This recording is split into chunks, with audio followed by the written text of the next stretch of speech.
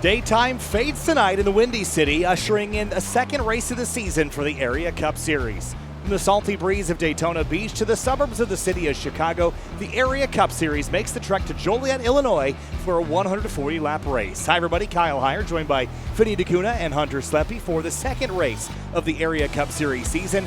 A couple of weeks at Daytona lead us into our now full kind of the meat of the season. We kick things off race 2 here from Chicago, a 1.5-mile intermediate. Finney, and welcome back. Yeah, this is going to be great because this is the first time this season we really get to see where a lot of these guys are able to stretch their legs. Obviously, the guys that race in seasons past and the newer guys, where do they line up? Because we're at an intermediate track, which is going to make up a good amount of our season. So we now finally get to see a true glance at the pecking order. Not only are we at an intermediate track, this is an intermediate track the area has never been to. Been to Kansas, Las Vegas, Homestead, Miami. They've been to all those tracks except for this one here in Joliet, Illinois. So I'm expecting this to be a pretty chaotic night.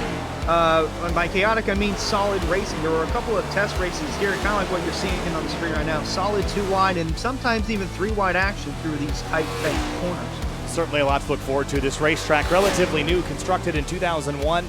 The surface has worn in nicely, though, Finian, as we get prepped for our second race of the season here. The aggression level's still high. Big field here tonight. Over 40 cars going to be taking the green. Yeah, definitely. This track definitely puts the competition in the driver's hands. Guys being able to look after their tires properly and also being able to push at the right time. And those are really the guys that you're going to see near the top of the pecking order come the checkered flag. Yeah, and interesting here, we're running under the lights at Chicagoland. The last time we saw this happen in real life NASCAR racing was back in 2013 when the chase started, the playoffs for, well, the chase started in Chicagoland and it got moved tonight because of rain. So this is the first time we're going to see the action under the lights. In the last 2 years that NASCAR went to this track, both in 2018 and 2019, it was moved from the fall to the summer, and that's when we saw all 3 grooves being used, and I think we're going to see all 3 grooves being used again. We saw all 3 grooves being used last week at Daytona International Speedway. The Area 500 was last week. Here's the radioactive recap.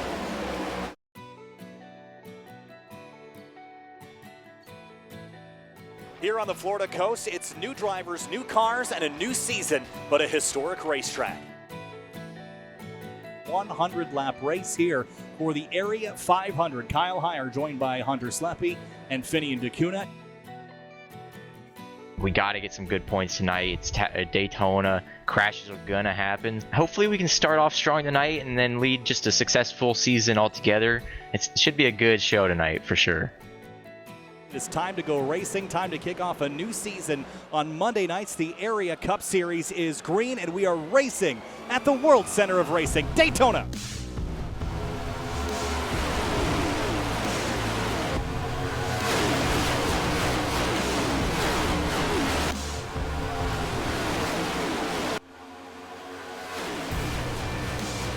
Everyone getting single file very early on. I guess, like we mentioned, it's an endurance race. It's not really a sprint. The front end's plowing the track with the rears off the ground. That's why you can hear it through 3 and 4. You can hear the front end dig. It's really annoying. Digging. Ryan Swan drops into the clutches of Bronson Stafford here, Finney in the outside lane, going nowhere, trouble. The 2-car, Mitchell gets turned, gets into the 8. They're going to crash big time on the front straightaway. Jake Nichols, though, starting off 2022's fall season where he finished the spring season in front. They come back to the start-finish line for the Area 500. Lap 7, green flag back in the air.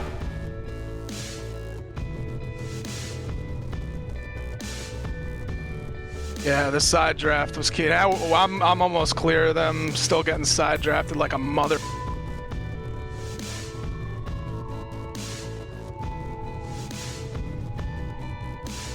We'll see about fuel. If we have to just pit together a few laps before everyone, then so be it. Yeah, whenever you gotta do it, we'll just all do it all together. Like that second pack has picked up the pace a little bit. They're still a couple of tenths a second off, but they've stopped the bleeding a touch. About mid-46s for them versus low 46s for the race-leading group at the moment. Won't cycle. On the bottom, they're going to the apron. Yeah. Oh, they're wrecking the leaders. And a huge crash on the back straightaway. Oh! Oh my goodness, I can't believe what I've just seen. Check. Watch the bright green car. Bryce Senesac in the 09. Oh, you got a little bit of it. The 21 of Delonta Ballard. I called it. It's stupid. God, I mean, seriously though, like what? Yeah, the hell? Like what was that? All over the place. Drunk? They just gotta know that you should just hold your line. You shouldn't worry about. Well, they went below the line and they field. turned each other. They're getting racked up and stacked up to go again, but it's going to be. I mean, look at how amended the field is. There are still a bunch of cars on pit lane getting service. About a half dozen cars out or damaged at this point. As we come back to the green flag, we're racing again from Daytona.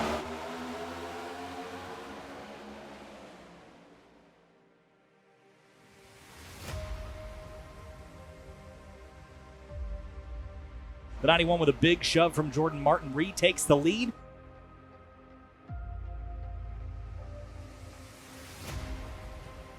Got side drafted by an affiliated team, but oh well.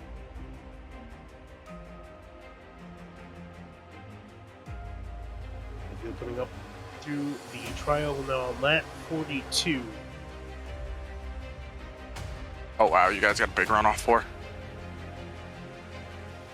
These guys cannot decide who they want to be in front. I don't think I've gone over half throttle for a while. I just did a full 360, went onto pit lane, and didn't even get a penalty because I made it under pit road speed.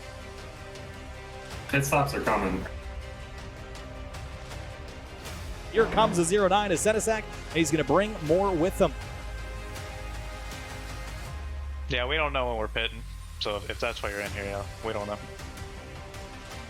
Any more takers this time here? They come. Nichols, JT Poole, big slide from the 11 of Jordan Martin. He's going to lock up that tire. Can he get it slowed down? Boy, that was quick, but I think he got it done. 24 laps to go. The intensity is ratcheting up here at Daytona International Speedway for the Area Cup Series. Car on the outside lane, trying to make it 3 wide on the outside, and Seth Noel going to be in the middle here down the backstretch. Boy, that was tight. The one car has nowhere to go. He has to bail out the 88 of Slaughter. Just slaughtered the one car as he went to the outside lane. Good stuff, boys. That's what I'm talking about, boys. Good stuff there. Good work. Up the middle, there they go. Crash turn 1. There you go. That's the rest of them. If they weren't involved in the one earlier, they're involved in one now. My wheel's 45 degrees to the right.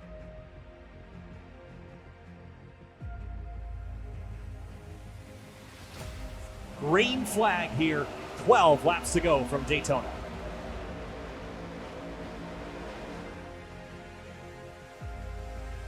Eighteen's gonna get hot. I'm gonna get hot. Oh, 4 wide! Oh, that's not gonna work. Wreck off the tri-oval. There goes the rest of them. Caution. Valancino flipping the 5 of Grant into Toledo. They're still crashing down into turn 1. The Massive hit 22 still. just had a hellacious hit in the turn 1 wall. Oh my god.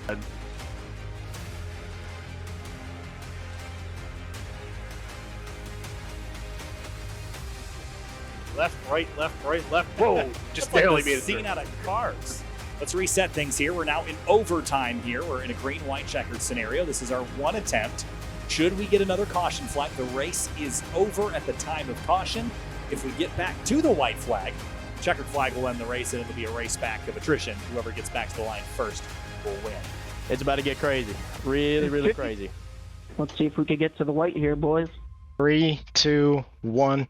Here we go. 2 laps left. The last opportunity to finish under green. The Area 500 is back underway as they head towards turn 1. I jumped the start. Rear lift, I need up. The inside lane off to a little bit of a better start. We were talking about the teammates working together. Here comes the one though on the inside. I'm trying. I'm getting pushed. That outside lane is not going at all. I don't know what's going on with that outside lane. Everybody on the bottom is moving up towards the front. Yeah, That was a horrific start for that upward groove, and they continue to go backwards, almost like they've got damage they didn't know about or something. Overheated the car maybe, but into turn 3. Oh, they're going to crash in the background. Can they keep it straight and get the race under green? They somehow still keep it straight for now as they come out of turn 4. Can they get back to the stripe? Here they come. White flag is waving. One more lap in the area 500. Can they get there? Yes, they will. Here comes Dwight Beaverly along with Seth Noel to the white here. Oh, they're crashing in the lead. Well, that was bad. That was just dumb.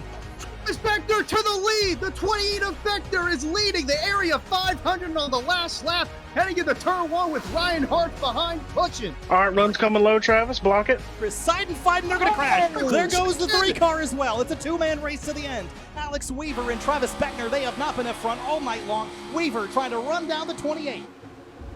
I don't even know what you do if you're Beckner in this situation. He's just got to block the 4 with everything he's got, and he got some guys still closing up on him. Out of turn 4. They're coming out of turn 4 for the final time. Travis Beckner leading the way, the 4 of Alex Weaver. There's not much he can do. It's going to be Travis Beckner. They're crashing big time in the back. Travis Beckner's going to win the area 500. Oh, a little bit. You got it, Travis. Yeah. Travis got the win? Dude, what a fucking disaster.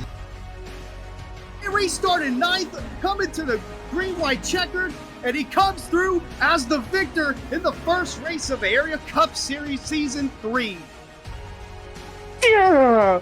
Nice job, Travis. Way to go, Beckner.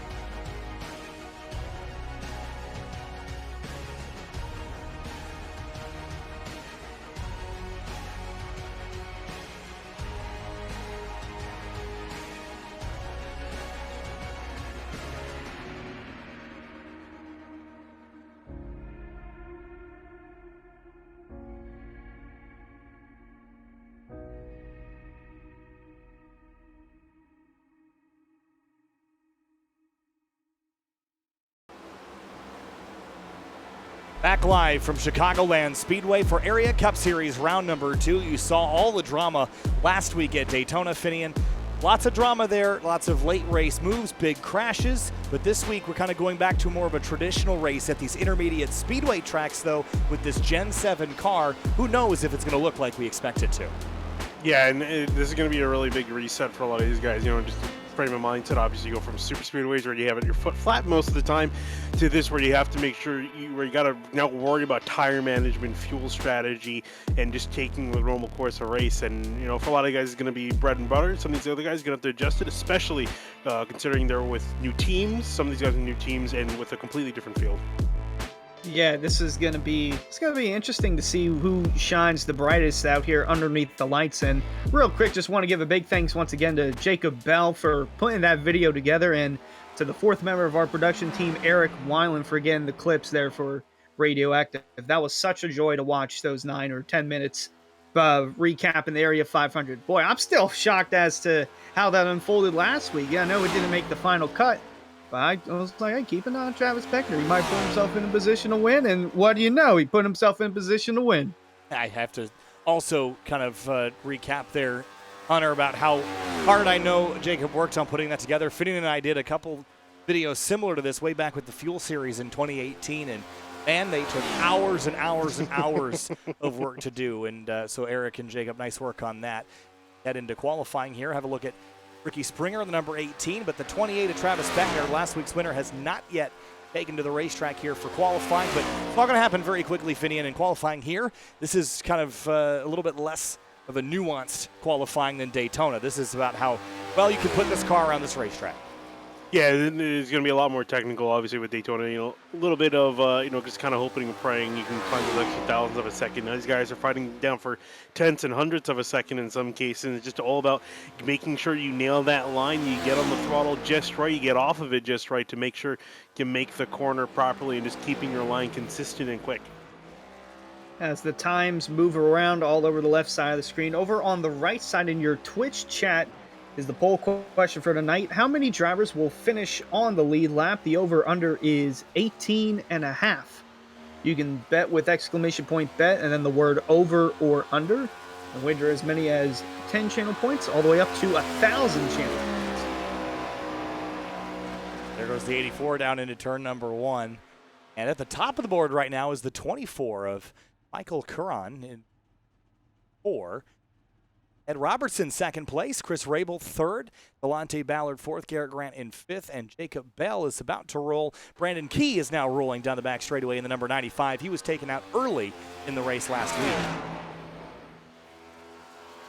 Yeah, as he comes flying around turns 3 and 4 up on the high line, I think queuing up to take lap 2. It seems like most of the drivers are getting their fastest up on the second lap, which I guess is a little bit interesting, but I think it makes sense. You get some heat in those tires, get them built up, and build the speed up for these guys as well.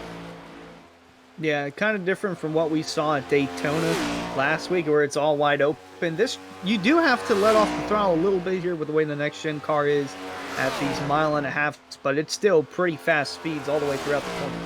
Real big bump over there in the middle of 3 and 4 as well, and you have to kind of get the car settled on that. If you're on the bottom, it's a lot worse than up on the top of the racetrack. It does seem like Brandon Key elected for a little bit of a higher line on that first lap. Now let's see what he does on lap 2.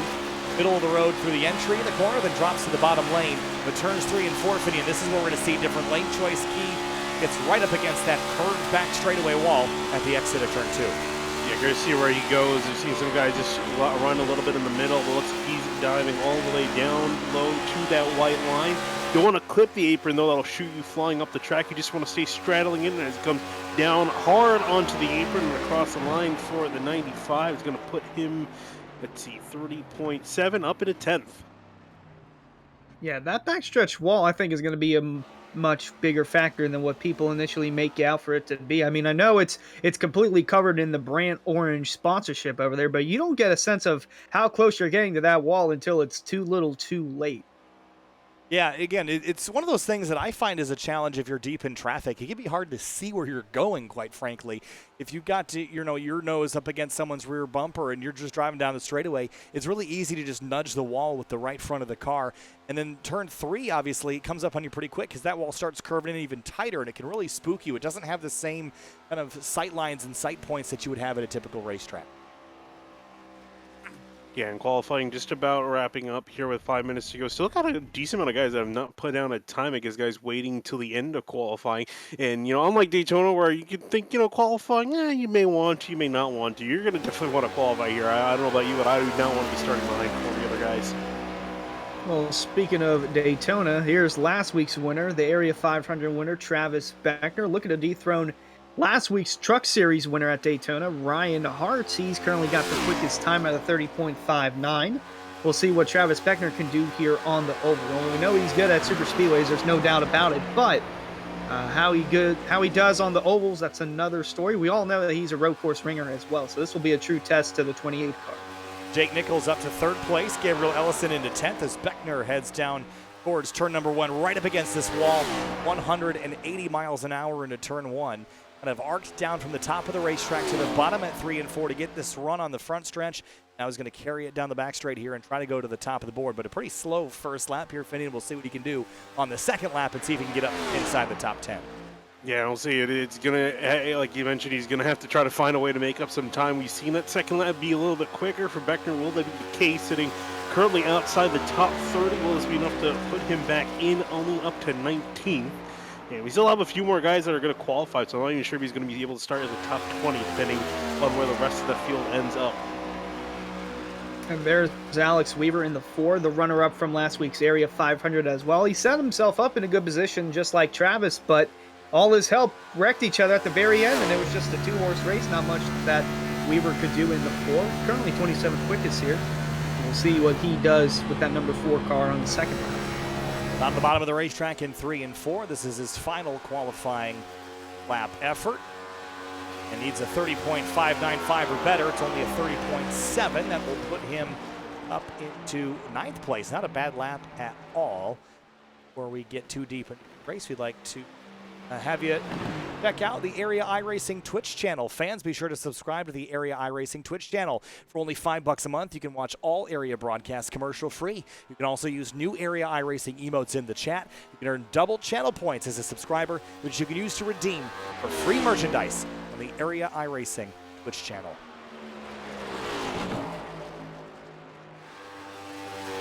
More drivers. There's Chris Seiden fighting across the line.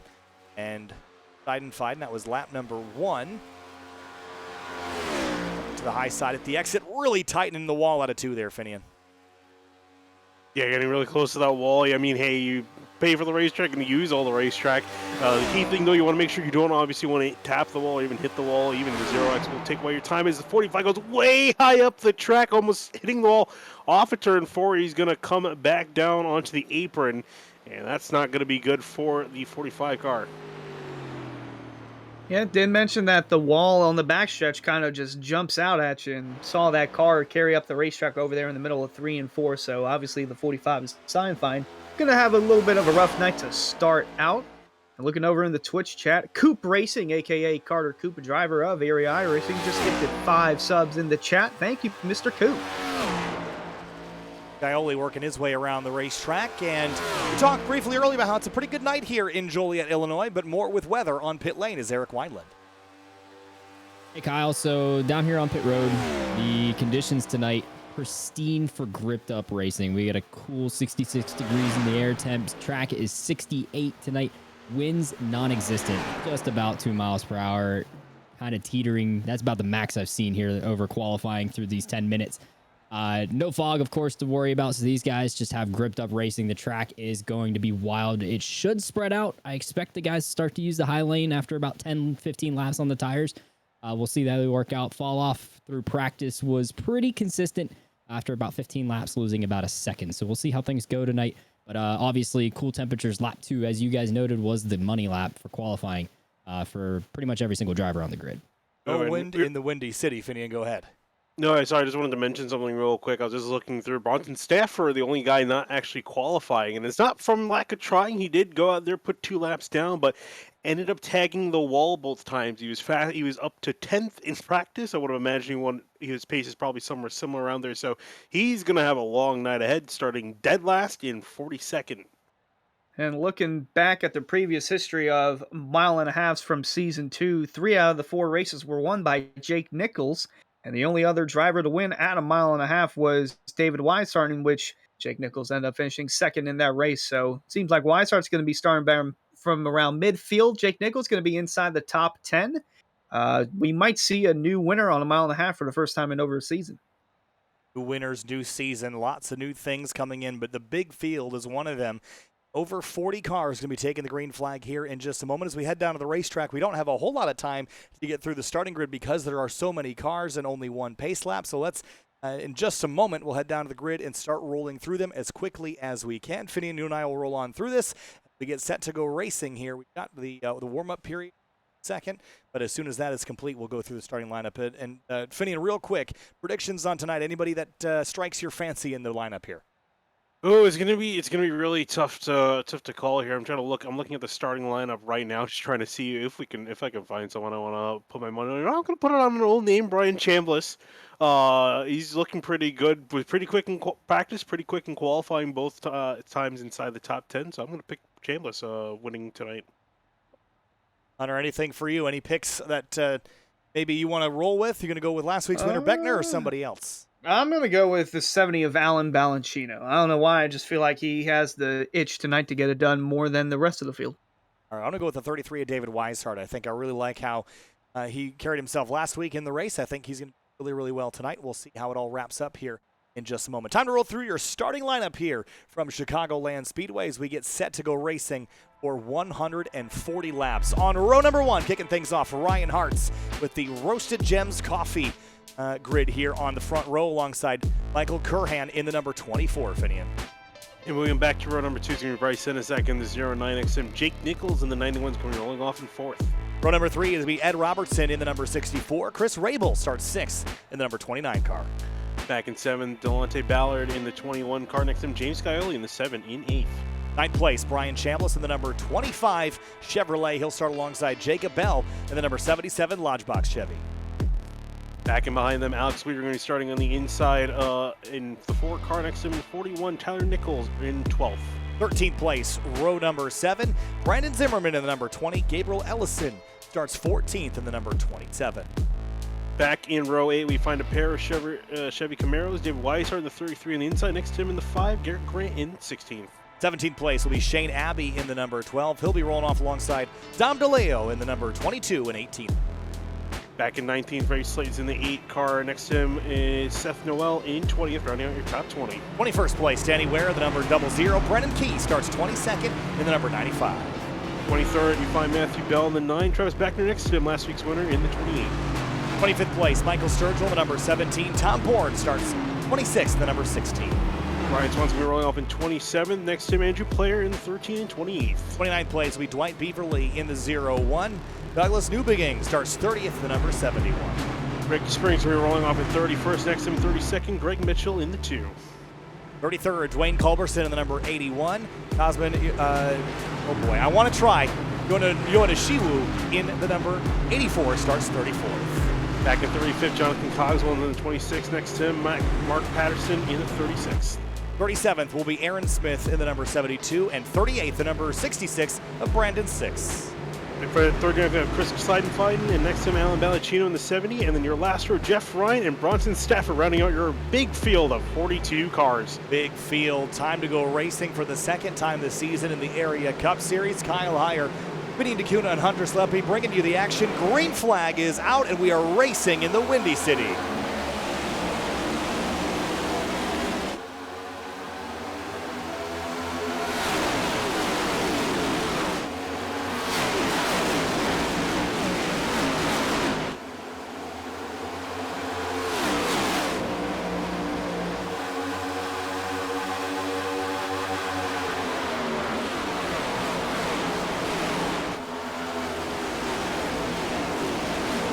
Lap 1 is complete. Ryan Hartz, your pole sitter, is leading the way. Right behind him, Michael Curran in the number 24. Jake Nichols is right there in third, finish. We complete the first of 140 laps. Yeah, and it's not common in the midfield. The guy's going 3 wide, trying to make up position. I saw Alan Ballacino. He's wasting no time. Hunter, your pick as he went 3 wide immediately, trying to make up some spots. He's the deepest pick out of the 3 of us, and he's looking for the challenge, and he's certainly making the most of it early on, about to complete lap number 2. On board with him right now as he started in 40th, up 2 spots. A big group of cars ahead of him here. It is fast, it is furious. The way these cars race on these 1.5 miles now, certainly racier than the Gen 6 car with low power used to be. You can make moves here as you see the 24. Take a look to the outside. Yeah, trying to have a look here. Hartz is giving him none of it. He's going to try to see if he can break away from the grip of the 24 here, and you can see him behind. Jake Nichols already trying to change some lanes, running the middle lane, trying to make up ground. Oh, here's a battle for third, looking 3 wide there on the bottom. That's Chris Rabel. Well, trying to make it 3 wide. Senesac underneath Jake Nichols for the 3rd spot. For the time being, it's the green 09. He's going to clip the apron, though. And here comes a big run for the 91 of Nichols. Look at the 21 of Delonte Ballard to the outside with a big run. Going to try to take the outside lane away from the 64 of Robertson. He's there, and Nichols clears Senesac and goes back to 3rd place. But this 24 car is absolutely hounding the race leader right now. Look at him go to the outside. I was going to say, I'm curious to see where he's going to go. Went to the outside, going to do the over-under, back to the inside on the apron. Hart's going to give him the lane here in the 24. Let's see who he gets a little squirrely, getting back on the apron, tries to make the move in 1. Michael Kurgan on the bottom, trying to get around the 3 of Ryan Hartz. That's going to allow the 91 of Jake Nichols to slowly reel these guys in as they work their way down the back. Looks like Nichols going to go below the 3 and take second away. Senesac wanted to drive his car up to the inside of the 3. He couldn't quite fit it there. Look at Rabel to the outside, though, bringing Delonte Ballard with him, and the 4 of Alex Weaver getting a great show here back in, what is this, about 10th spot as everyone scrambles ahead. Yeah, now looking to the inside is, or we were trying to look to the inside, unfortunately got the door slammed by James Scioli. Now in the 64 up ahead, Ed Robertson almost clipped the back of Jacob Bell. Yeah, that's a big thing too. These runs off the corner are absolutely massive for the guys running in the outside lane. I know we're only on lap 6, but whoever decided to reconfigure Atlanta into a super speedway should be fired, because this feels like a super speedway. Look at how much room these guys are using. 2 wide, 3 wide, all over the front stretch and in the middle of the turns. This is great racing, guys. And it's fast right now, 180 plus into turn number 1. Non-exit, look how close they get to the wall. It is a blast to watch. Everybody packed up, paired up, trying to edge each other out for position. Look at the 09 of Senesac. Now Delonte Ballard on the outside, the number 21. Oh, big swipe onto Rabel there in turn 3, but Rabel didn't flinch. Yeah, Rabel didn't flinch, and also behind them, Ballard also was a little bit loose in 3 and 4. So Some of you guys looking a little squirrely. Maybe they're pushing a little bit too hard here. As you look back and behind, there's 21 and 77 side by side for position, and even further behind, still guys side by side with that outside lane. I think it's definitely one of the places you want to be. That run off the corners can help make up a lot of position. Here's Brian Chambliss over there in the 25. Had a really strong car in last week's race at Daytona. Looking to have another solid run here. Looking to the outside of James Scioli in the 7 over there for the 9th spot. I think I like the outside lane late in the run, but early I like the advantage I can grab on the bottom. You see Shane Abbey drop to the inside. It gets hard to hold this angle later in the run. Then you're going to start to slide up the racetrack. And because it's nighttime where the track is all gripped up, I think the outside is going to take a lot later to get in. But when it does, it will be, I think, for the lead. Fast way. For the lead going into turn 3, Jake Nichols is getting a great run on the back of the 24. I thought he was actually going to make a move on him going into turn 3, but it looks like Nichols, he's the man that likes that outside lane. I think he's just trying to use these runs as much as he can to get around the 24, and here he comes on the front straightaway. He won 3 out of the 4 mile-and-a-halfs last year for a reason. That 91 of Jake Nichols knows how to get the job done. He's looking to the outside, looking for that lead. He's going to have the run off turn 2. For the moment, Jake Nichols to the lead at Chicago. He's got it, and he is almost clear. He is now here. Look at Ryan Hart's resurging on the outside lane into turn 3. Got a big run coming. Look at everybody starting to shift up to that upper groove. That's where you can carry the momentum, and you don't have to deal with that gnarly bump in turn 3. Yeah, it seems like that's where some of these guys are really making up that speed, especially on the turn 4. You can see Nichols breaking away now. Hart's coming back on Curran, who he was passed by just a couple laps ago. Hart's now making that move again, and even further behind, similar story, the outside lane. More and more people looking on kind of riding that train.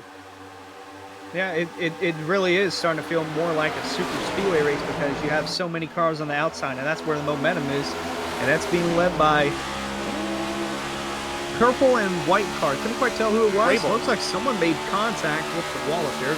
Chris Crable. We're right on board with Dom DeLeo here. He's slowly making his way towards the front in the middle of this mayhem. 3 wide just in front of him. Scioli on the bottom trying to make ground. The 7 car started 8th. He's gone effectively nowhere, but I'm sure it feels pretty frustrating for him to be stuck in this pack and not really be able to make any progress here. There's just so many cars still up towards the front. Look at this mess. Yeah, I was going to say, on the start, these guys got single file out, and I thought it was going to, get slowly stretched out as the run went on. It started looking more and more like Daytona every single lap. These guys, you can see 3 wide there in the middle of this leading group. Skyly on the inside, going to slam the door shut on Bell as he moves up. Weishart making a 3 wide move to the inside to try to get past Jacob Bell. I know we haven't seen any action from the Chicago street course, but I don't think it could put on as good of a show as we're seeing right now. Again, still early on, lap 13 and 140, but man, and Elwood just put it down in the Twitch chat. We did leave Daytona, right? I don't think so. It doesn't seem like we left Daytona. I don't think so. It still feels, despite the weather, it still feels like Southern Florida right now. Look at this mess. Tyler Nichols had a big moment in turn 3 and 4. He gathered it back up. He's got pressure from Andrew Player, but up ahead, a big string of cars all fighting hard for position. Yeah, Matthew Bell also was involved in that. He almost ended up turning around the 41 of Tyler Nichols there when they were going 4 wide. He had to ditch out to the outside lane to make it 4 wide to avoid any incident, but everyone continues on. There's still very nice and clean racing from everyone in the pack, considering how extremely close quarters it is. For the first time in a long time, and this is only after race 1, Miller Racing is currently atop of the team standings. So for the first time, I think, in a long time, it's not Solar Flare Racing sitting at the top of the team points, but their driver, Jake Nichols, still sitting at the top of the board here at Chicago. Into turn 3, still double wide and 3 wide through most of the field. Scioli is now kind of shuffled to the middle. Guess where he is, though? Still 8th as he slides up behind Chambliss and in front of Dom DeLeo.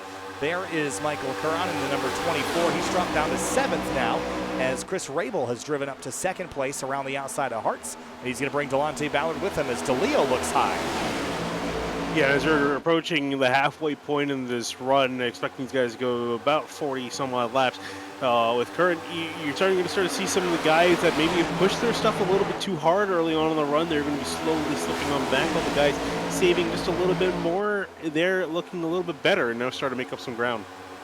Yeah, looks like Eric Weiland has just jumped up from the pits. Eric, what you got? Hey guys, so an update for you. Bad news for the rest of the field here from Jake Nichols. Yeah, I'm just mega vibe, just chilling. He just took the lead there right about lap 10. So if he's mega vibe and chilling right now, like he sounds like, That could be bad news for the rest of the field. And also, here's something from Delonte Ballard, same team here, Solar Flare Racing. I love when I have the feeling that I'm not driving it hard, and I feel like I'm good. These guys feeling hooked up here with the cool track conditions, pretty much going where they want to. It's a pretty easy ride for them right now, despite the stress of being through wide quite a bit through the pack. Now we saw the 64 of Ed Robertson have a big moment there. Thanks, Eric, as we were watching him on the front straightaway get mega sideways here. But yes, for Jake Nichols to be just chilling up front like that, Finney, and that is a big warning sign to everybody else that he is comfortable out front where he was the majority of last season. Yeah, that's the last thing you want. You don't want the leader to be comfortable. You want him to be constantly under pressure in the hopes that he makes a mistake so you can have a chance to make an attack at him. But if he's just kind of, as you mentioned, just chilling up near the front of the field, these guys definitely should be worried for the rest of these 120 laps we have to go. No, Nichols is currently at the head of the table with Chris Rabel, and hot pursuit behind him. Can't quite get up to the bumper close enough to make a move. So for the time being, the 91 is chilling over there on lap 19. Yeah, I think part of this is out front, you're kind of immune from all the chaos of the mid-pack right now. If you were stuck 15th or 20th, there's a lot more chances that you get caught up in someone else's mess. Leading the way, though, you have to make the mistake, not somebody else. And that can be critical when you're trying to put together a season-long effort where there's not that many regular season races, and one accident can set you back pretty far. Yeah, absolutely. Sorry, Finney, your pick. No, you're good. Yeah, no, and I'm just looking at these guys. You're starting to see it. Oh, a big wreck in the back road. Huge wreck on the back straightaway. Cautions out. Many cars involved. Wow. That came out of nowhere. On lap 20, our first yellow. That Garrett Grant. And it is indeed. Like we're still spinning. Yeah, going to want to look at Bryce Senizak. That's where the epicenter of this incident occurred. Well, there's Balancino. He took a little spin in the grass as well. Yeah, I'm kind of interested in what happened with him because he as we remember, he started way in the back. So should have been clear of this, but here's the start of it. Alex Weaver hits into the quarter panel of the 09 and then back across the road. Ouch. Right in front of Travis Beckner, and that's what kind of kicks this whole thing off. And then you got guys bobbing and weaving down on the bottom. Hard hit there on the outside. You can't tell what car that was, but it was a massive hit. Bringer in the 18 is who that was, as we have a look at the market replay.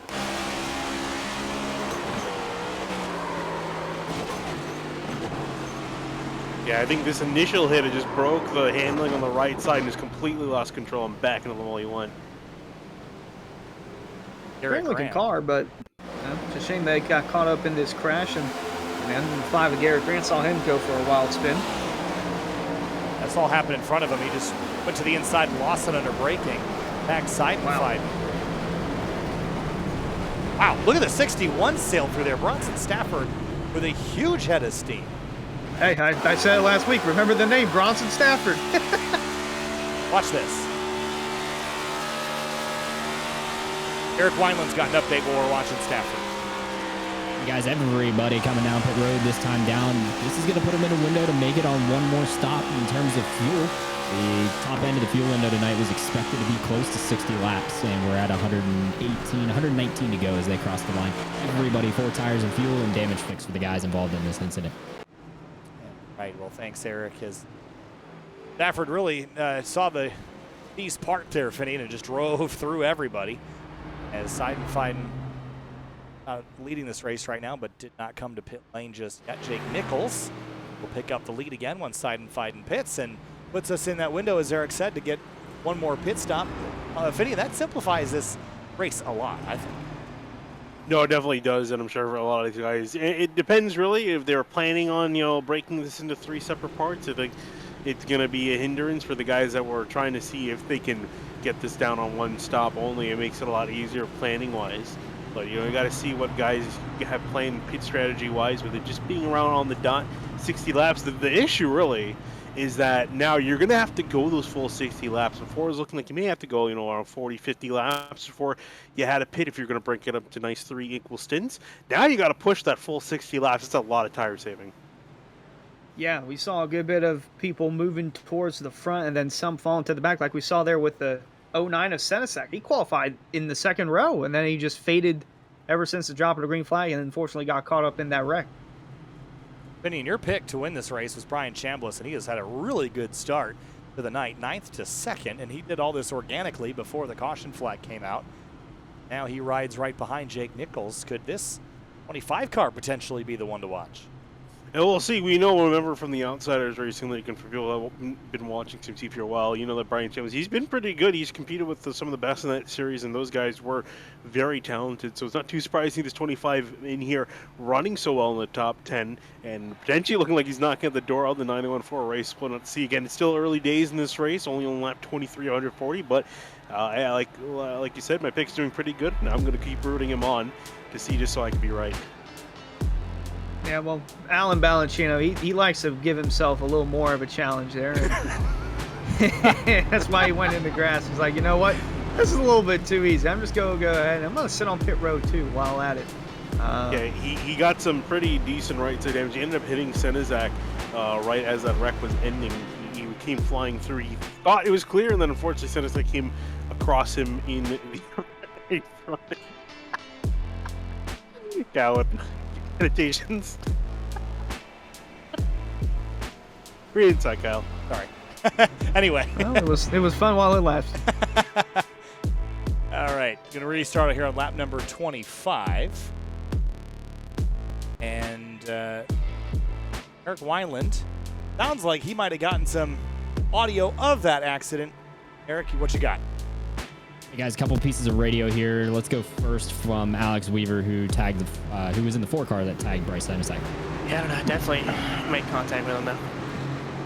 And on the other side of the coin, the David Weishart Racing Team. Fucking 2 weeks in a row. Jesus Damn it. Christ. All right. Not happy in the Weishart Racing camp. Definitely clear as we roll through turn 3 and 4. I mean, get a frustrating incident only in lap number 20 to get turned around, but it was a long crash. A while for it to happen. Green flag back in the air. We're underway at lap 25. That's Noel on the 1, going 3 wide early on the bottom. Try to see if he can make up some ground. Can't quite do it as they're getting up to speed. James Sky trying to rocket around the 1 as they get off of turn 2. On the backstretch here into turn number 3. Look at the 1 of Seth Noel right in the middle of all this chaos now. Had a slip on the restart. Look at the 21 now, and Scioli fitting as they exit turn 4. Yeah, just a little bit of contact between the two. No harm, no foul as they continue across the start-finish line. Both of them racing on, and still more double file action here as you look through the back, and everyone trying to take advantage of the fresh rubber they got. Well, Dom DeLeo has been on the charge. He's inside the top 5 after starting back in the middle of the pack. Running in the 4th spot and still with a good shot at possibly winning the night's race. Well, nighttime is the right time to get gripped up, and on fresh tires, you feel like Superman on the bottom like James Scioli. And later when those tires begin to wear out, that's when you're going to start to trend up to the upper grooves, I would think, and carry that momentum. But right now, I think the bottom is a good place to make up ground. DeLeo, those slips on entry. Here's Delonte Ballard, and look at the 33 of Weishart kind of shooting the middle here. Yeah, a lot of guys I've noticed shooting the gap 3 wide, trying to make up ground, either working to the middle or to the outside. It seems like the inside lane, the dice and the inside just not working. You're just losing too much speed, keeping the car tight against that white line. Ooh, as they say, escapes Scioli sideways, almost wrecking off at turn 4. He somehow managed to save it. That could have been a big one. Well, there was a big gap in between Scioli and the 7th place car. We'll take a look at our SimRat Market replay and look at how sideways the 7 got. Ooh. That was sideways. Shane Abbey right behind him.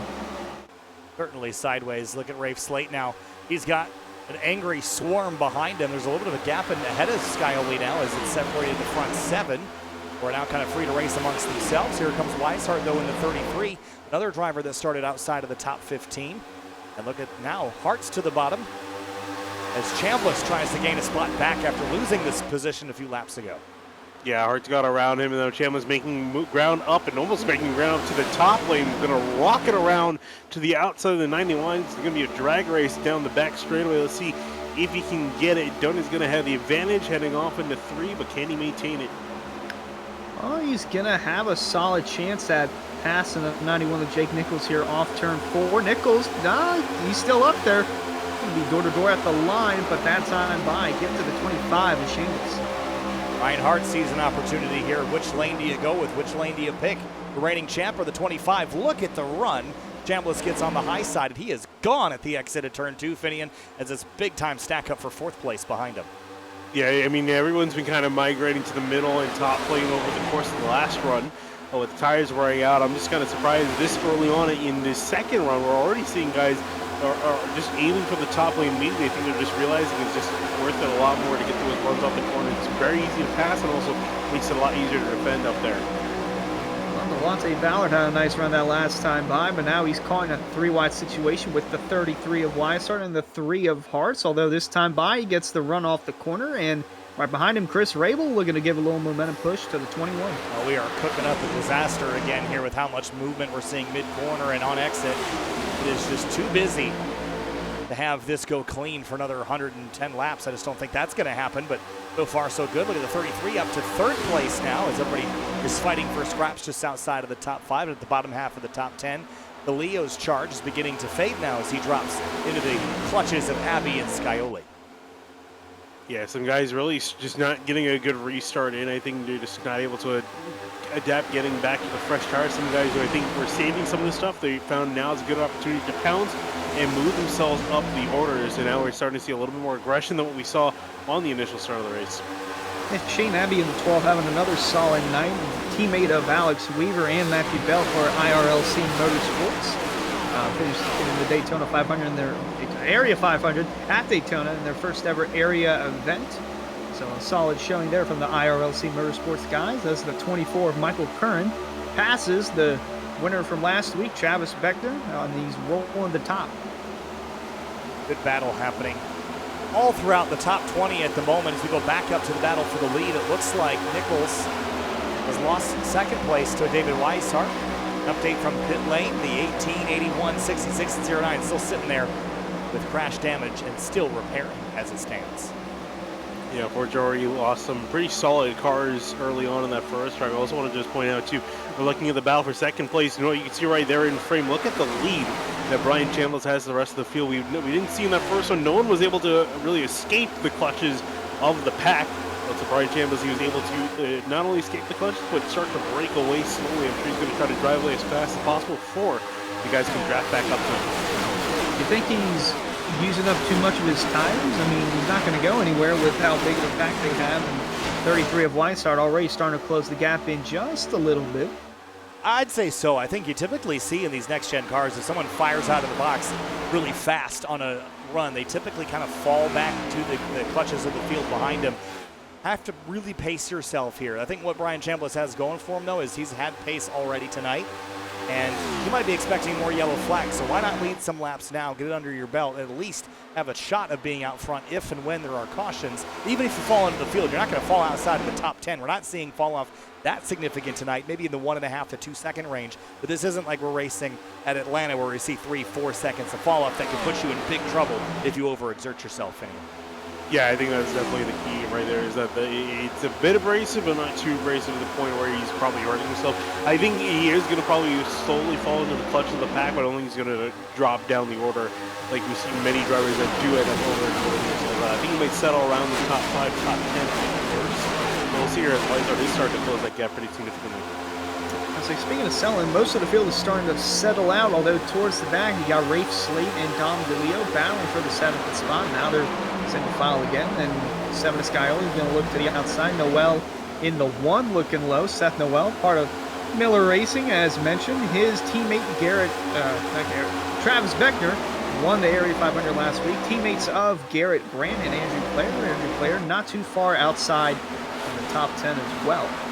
Looking a little deeper in the field, this is in the mid-20s right now. Still some good fights happening throughout the field. Here's Garrett Grant, who was involved in that previous accident, falling just a little bit outside of the mix as you see that group with Jeff Ryan in the 37, Dwight Beaverly, Danny Ware, Greg Mitchell, and more. Greg Mitchell was out very early at Daytona. He would certainly like some redemption, but tonight has not been a magical one. 32nd, only the 27th, and almost tags Jonathan Cogswell in the 26th. Yeah, that could have been a big one right there. We've seen a couple close misses here with these guys coming off the corner, especially on that front straightaway with guys coming off turn 4 and then getting on the banking and then that wall too. See right there, almost coming down the clip. Yeah, it was almost a commentator's curse there as Cobbs one the Roasted Gems Coffee number 26 bounces off the wall nearly into the 2 car of Greg Mitchell. Out front, Brian Chambliss leads the way by about a 1/10.5 over David Weishart, but he is being tracked down right now as it stands. Roasted Gems Coffee. Fans, be sure to visit Roasted Gems Coffee for some of the finest coffee from all over the world. Use discount code AREA iRacing for 10% off your order at Roasted Gems Coffee as the caution is out. And White Beaverly, I think, what Genesis this. Not. Oh, yes. Or yes. Here he is in the 01, right behind the Roasted Gems Coffee number 26. Oh, he just... I'm kind of looking. I don't see what happened. I don't know. Well, no, guys. Here's the thing. I think what we're seeing here is that the sim has become so realistic. We're getting phantom debris cautions. I'm trying to look back through the. Yeah, 'cause I just went back to the replay and I went to focus on crashes, and not a single person got sideways. Yeah, I don't see anything either. Caution flag is out here at lap number 41. There's some pieces of debris. It's probably a water bottle on the track. We'll just call that a Roasted Gems Coffee caution of the race. Yes, exactly. On a I think pit that lane was we go. Seth Noel in the 1 that might have stayed out there. Yeah, I mean, look, I'm all for trying something. I'm not sure that I don't think this is the strategy personally, but lead them a lap at least. Yeah, that is a bonus point if you lead a lap. So, I mean, it worked out for Simon Fine, and he needs that point because he did not get a good qualifying effort. Had to start deep in the field. I believe it was 38th or 37th. It was one of those 2 spots. Either way, it was pretty deep in the field. He stayed out. Noel did, and so did his teammate Andrew Player. And I believe that is Ryan Swan or Matthew Bell taking the wave around. Matthew Their little Bell, lucky dog. The lucky dog car. And yep, lucky dog. That thing's pretty beat up, though, I'll tell you that. That's been chained to the fence one too many times. Definitely a Craigslist car. Photograph that thing from one angle and not the others. All right, Finian, we've got 40 laps into the books here. We're under 100 to go. At this stage, we've kind of seen race, kind of play to the point where no one can really establish a lead. But before I dive too much deeper into that, Eric, update on the yellow. Yeah, so I was listening to you guys standing down here on pit road, and I got something funny for Finian here. I want you to hear the radio from Vizicus Motorsports here. Can I ask the area admins for 5 debris yellows, please? And not even 3 seconds later, the caution flag flew. So I just want you to know the weird symmetry there between you and Alan Balancino and car number 70 for Vizicus. No, the reason for the caution flag actually is a wild one. Bryce Senesac got his repairs done, got the meatball fixed, came out onto the track. The car was way too damaged for him. His wheel was not straight at all. So he pulled over to the left, maybe 50 feet out of pit road, and reset the vehicle, and iRacing still decided to throw the caution for it. So unfortunate yellow, but that is the reason for the yellow flag number 2 of the night here on lap 43. Yeah, interesting thing I was looking here is I actually found him. I figured that was it as you were mentioning that I was looking at the replay. He was rolling at like 17 miles an hour on the inside, just in front of pit lane, and I brought the yellow out. So interesting stuff there. One more bit for you. Everybody down pit road right here. Only 2 different stops here. So I got the 26 of Cogswell on a 2-tire stop, only 8 seconds in the box. Maybe fuel only there for the 26. And also the 16 of Tom Bourne, same strat. Definitely fuel only there, but everybody else 4 tires and fuel. This is still a 1-stop race the rest of the way. So going to be watching to see when they plan to make this stop. A look at the 09. The Simrad Market replay leaving the box here, guys, and right here. Yeah, right there is where the caution came out. So I mean, are you kidding me? I think they thought Chase Elliott was leading the race. Well, no, if he was leading, the caution wouldn't have come out, so he wasn't leading. That's why the yellow came out. Tinfoil hats, everybody. Get them on. Yeah, well, definitely the interesting thing is that it changes the strategy. We have the top 4 staying out. So Noel, Player, Swan, and Stafford all on slightly older tires, 20 laps. So we'll see if that is going to make a difference or not. And then, as you mentioned, just a few guys further back that went on 2 tires. Everyone else taking 4. 2 tire might be all right. I don't know if I like the idea of taking no tires. I think with how close it's been, the fact that we have seen a little bit of tire wear, I just have to, Hunter, I'd have to think that's just going to cause a mess. Eventually, at some point it will. I'm not sure if it'll happen towards the front or in the middle of the pack where they get all bunched up, but if it happens towards the front, oh boy, look out. And it better not happen in the middle of the corner, because that's a recipe for disaster. All right, here we go. Rolling out of turn number 4. Restarting on lap number 45. 20 laps after our previous restart. We're back underway here from Joliet.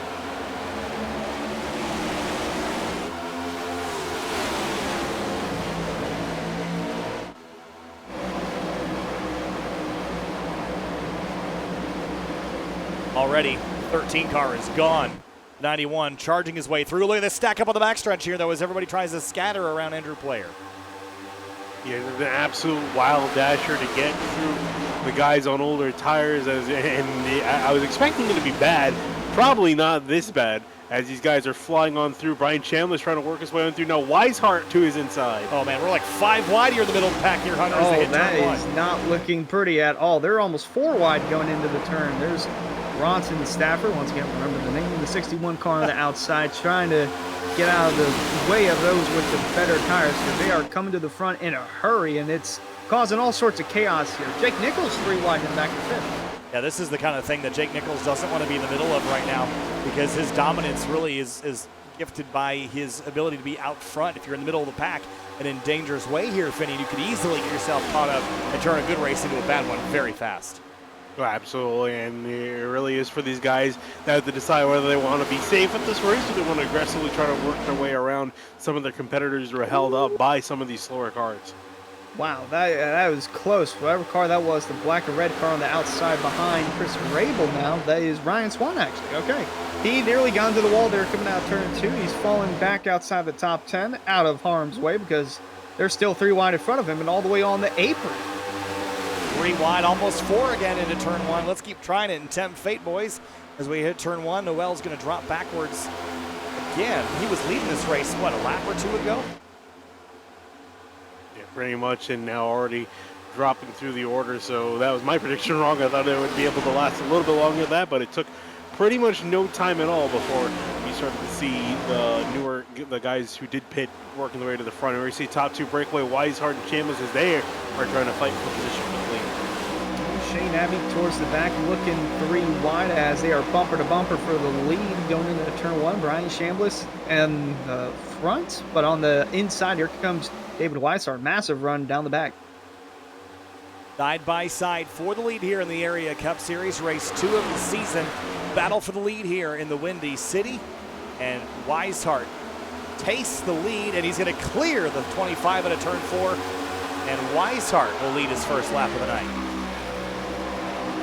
Interesting stuff. So I'm curious to see now that it's down, try to get that position back, or just going to try to sit in behind the 33, and maybe they can kind of ride this out, because they still got a decent way to back to Jake Nichols, who's trying to chase them down, but with a decent enough gap where maybe they could try to stick away and might not be reeled back in. Chris Rabel there on the outside for Keeping It Real Esports, trying to keep his 25, or actually 29 inside the top 5. Looking to the outside of Ryan Hartz there. Got Don Polio in the back as well. Rafe Slate, Shane Abbey making it 3 wide on the bottom. On board with Travis Beckner in turn number 1. Where do you go? Look at this mess. Look at how tight he gets off at turn 2. Ooh.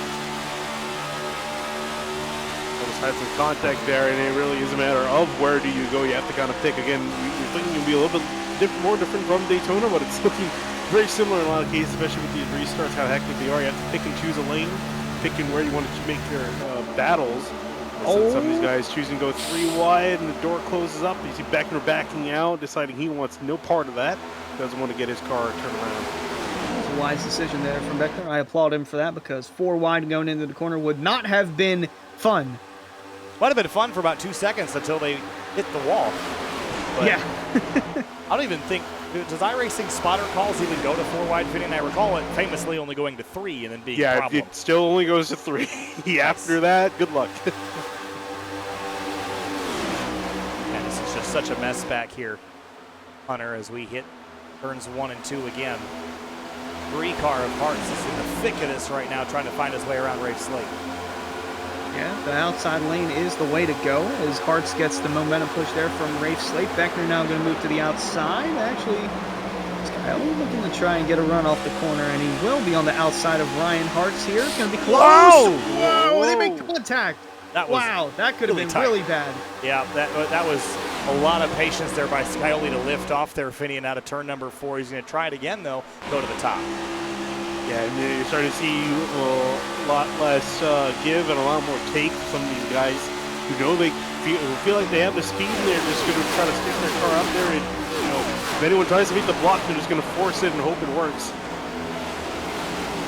Boy, Jake Nichols is still leading this pack. They're not making up any ground whatsoever with Ryan Chambliss in second and David Weishart in the lead. Look at that. They are still pulling from this pack. I like the short run pace that Weishart and Chambliss have. It just gets them out of the mix, right? I mean, I like being quick late in the run, certainly. Jake Nichols is definitely that, but Jake Nichols also isn't fast enough to fire off and get out of this chaotic mess, and that could probably be a hurtful thing later in this race. I'd probably rather have short run speed just to get myself clear of this. Yeah, and we're starting to see some of these guys work their way on through. Travis Beckner was one to mention too. He's up quite a few spaces, starting in 24th, all the way up into is up 16 positions, up into 8th. So he's made quite a bit of forward progress here. He's still trying to make some forward progress here. You see him get a great run off at turn 2. He's going to look to the inside. We see him be a little bit more conservative. We actually was a bump in the back of Slate. Going to give Slate a little momentum push. Might get him squirrely from holding on to the bottom. Now he holds it on just right. That is actually the teammate of the 22 car, Dom DeLeo. They're over for Fazekas Motorsports. Him and Rafe Slate running inside the top 10. Alan Balancino caught up in that early wreck, still 37th, 4 laps down. Mark Parison in the 51 car, also a part of the Fazekas group. And boy, they are still going at it towards the back. Beckner did not get a good run. Here comes Ryan Hartz making it 3 wide on the bottom. Hart's going to put the 28 in the middle again and drive right back by him. I think Shane Abbey needs to get a tolling transponder for how far of a trip he took to the inside on the front straightaway, Finian. New zip code there for Shane Abbey against the grass here in Illinois. Yeah, I was going to say, he's about to hook the grass and get turned around by him just being so close to the grass, ending down the front straightaway here, trying to make up some ground. At some point, you don't really make up that much time by cutting that far across and having to rejoin an awkward angle. So there is a little bit of a science to working that front straightaway, but I mean, it seems to be working for him at the moment. Here's Michael Sturgill Jr. over there for Lucky Duck Motorsports. Haven't talked about those guys tonight. Part of a new team over here in the area with Gabriel Ellison, Aaron Smith, and Doug Newbegin. And Sturgill currently sitting inside the top 10, trying to get another spot underneath the 3 of Ryan Hartz as they continue to battle 3 wide.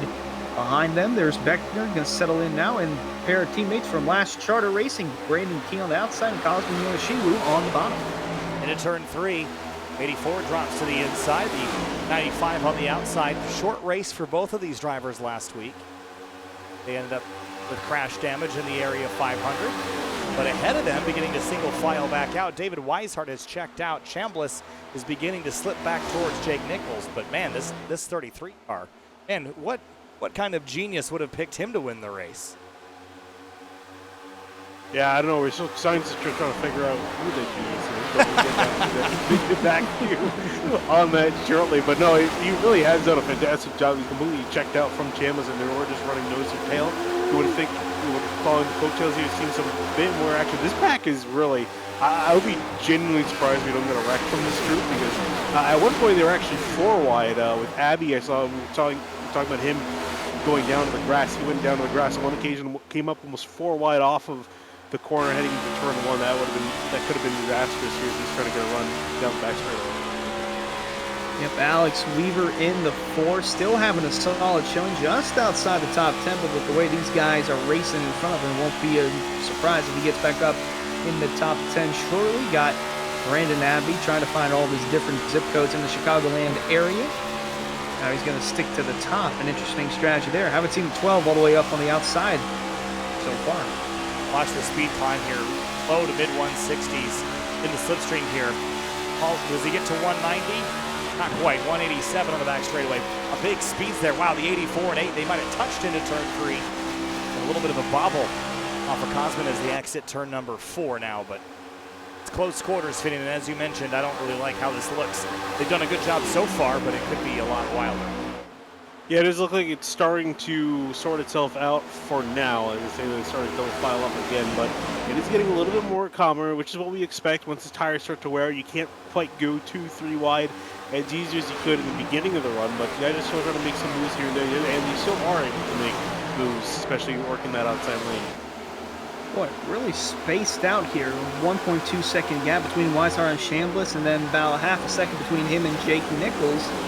And the group of cars over here from 4th on back to around, let's say, maybe 17th or 18th.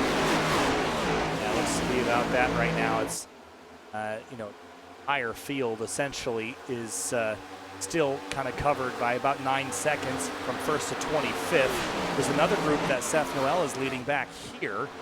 Bronson Stafford, Matt Bell, Brian Swan, Tom Bourne, and others. These drivers are about half a lap behind the leaders, as you can see on the bottom of your screen versus the main pack up there on the top, Finian.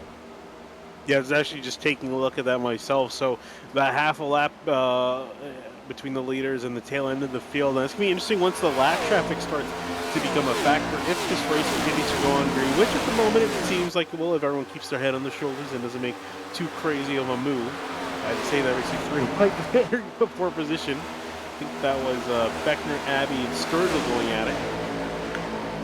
Oh, trouble! Oh, they're going to touch! Oh, man, that is Shane Abbey getting all up on the door of Michael Sturgill in the 17. And he's back on the bottom trying to regroup. That was a big spook there for a moment as they exited turn number 4. Big slide and a great catch, by the way, for the number 12. Just kind of moves up the racetrack here mid-corner and catches. Boy, watch the gloves. Wow. Woo! Again out of turn 4, another sketchy moment. The 64 to the high side. This 12 car, Finian, really liking that yellow line on the bottom. Yeah, actually, I think I just saw as he came passing by, I saw someone, it seems, and I'm going to assume it's the 12, actually did clip the grass on one occasion. There's a little tire mark just on the edge of the grass. So I think he has actually gone that far down.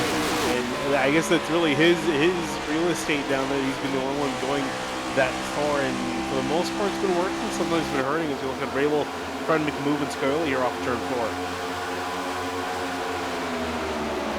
Fourth and fifth spot now. Got Eric Weiland back with an update. Eric, what you got?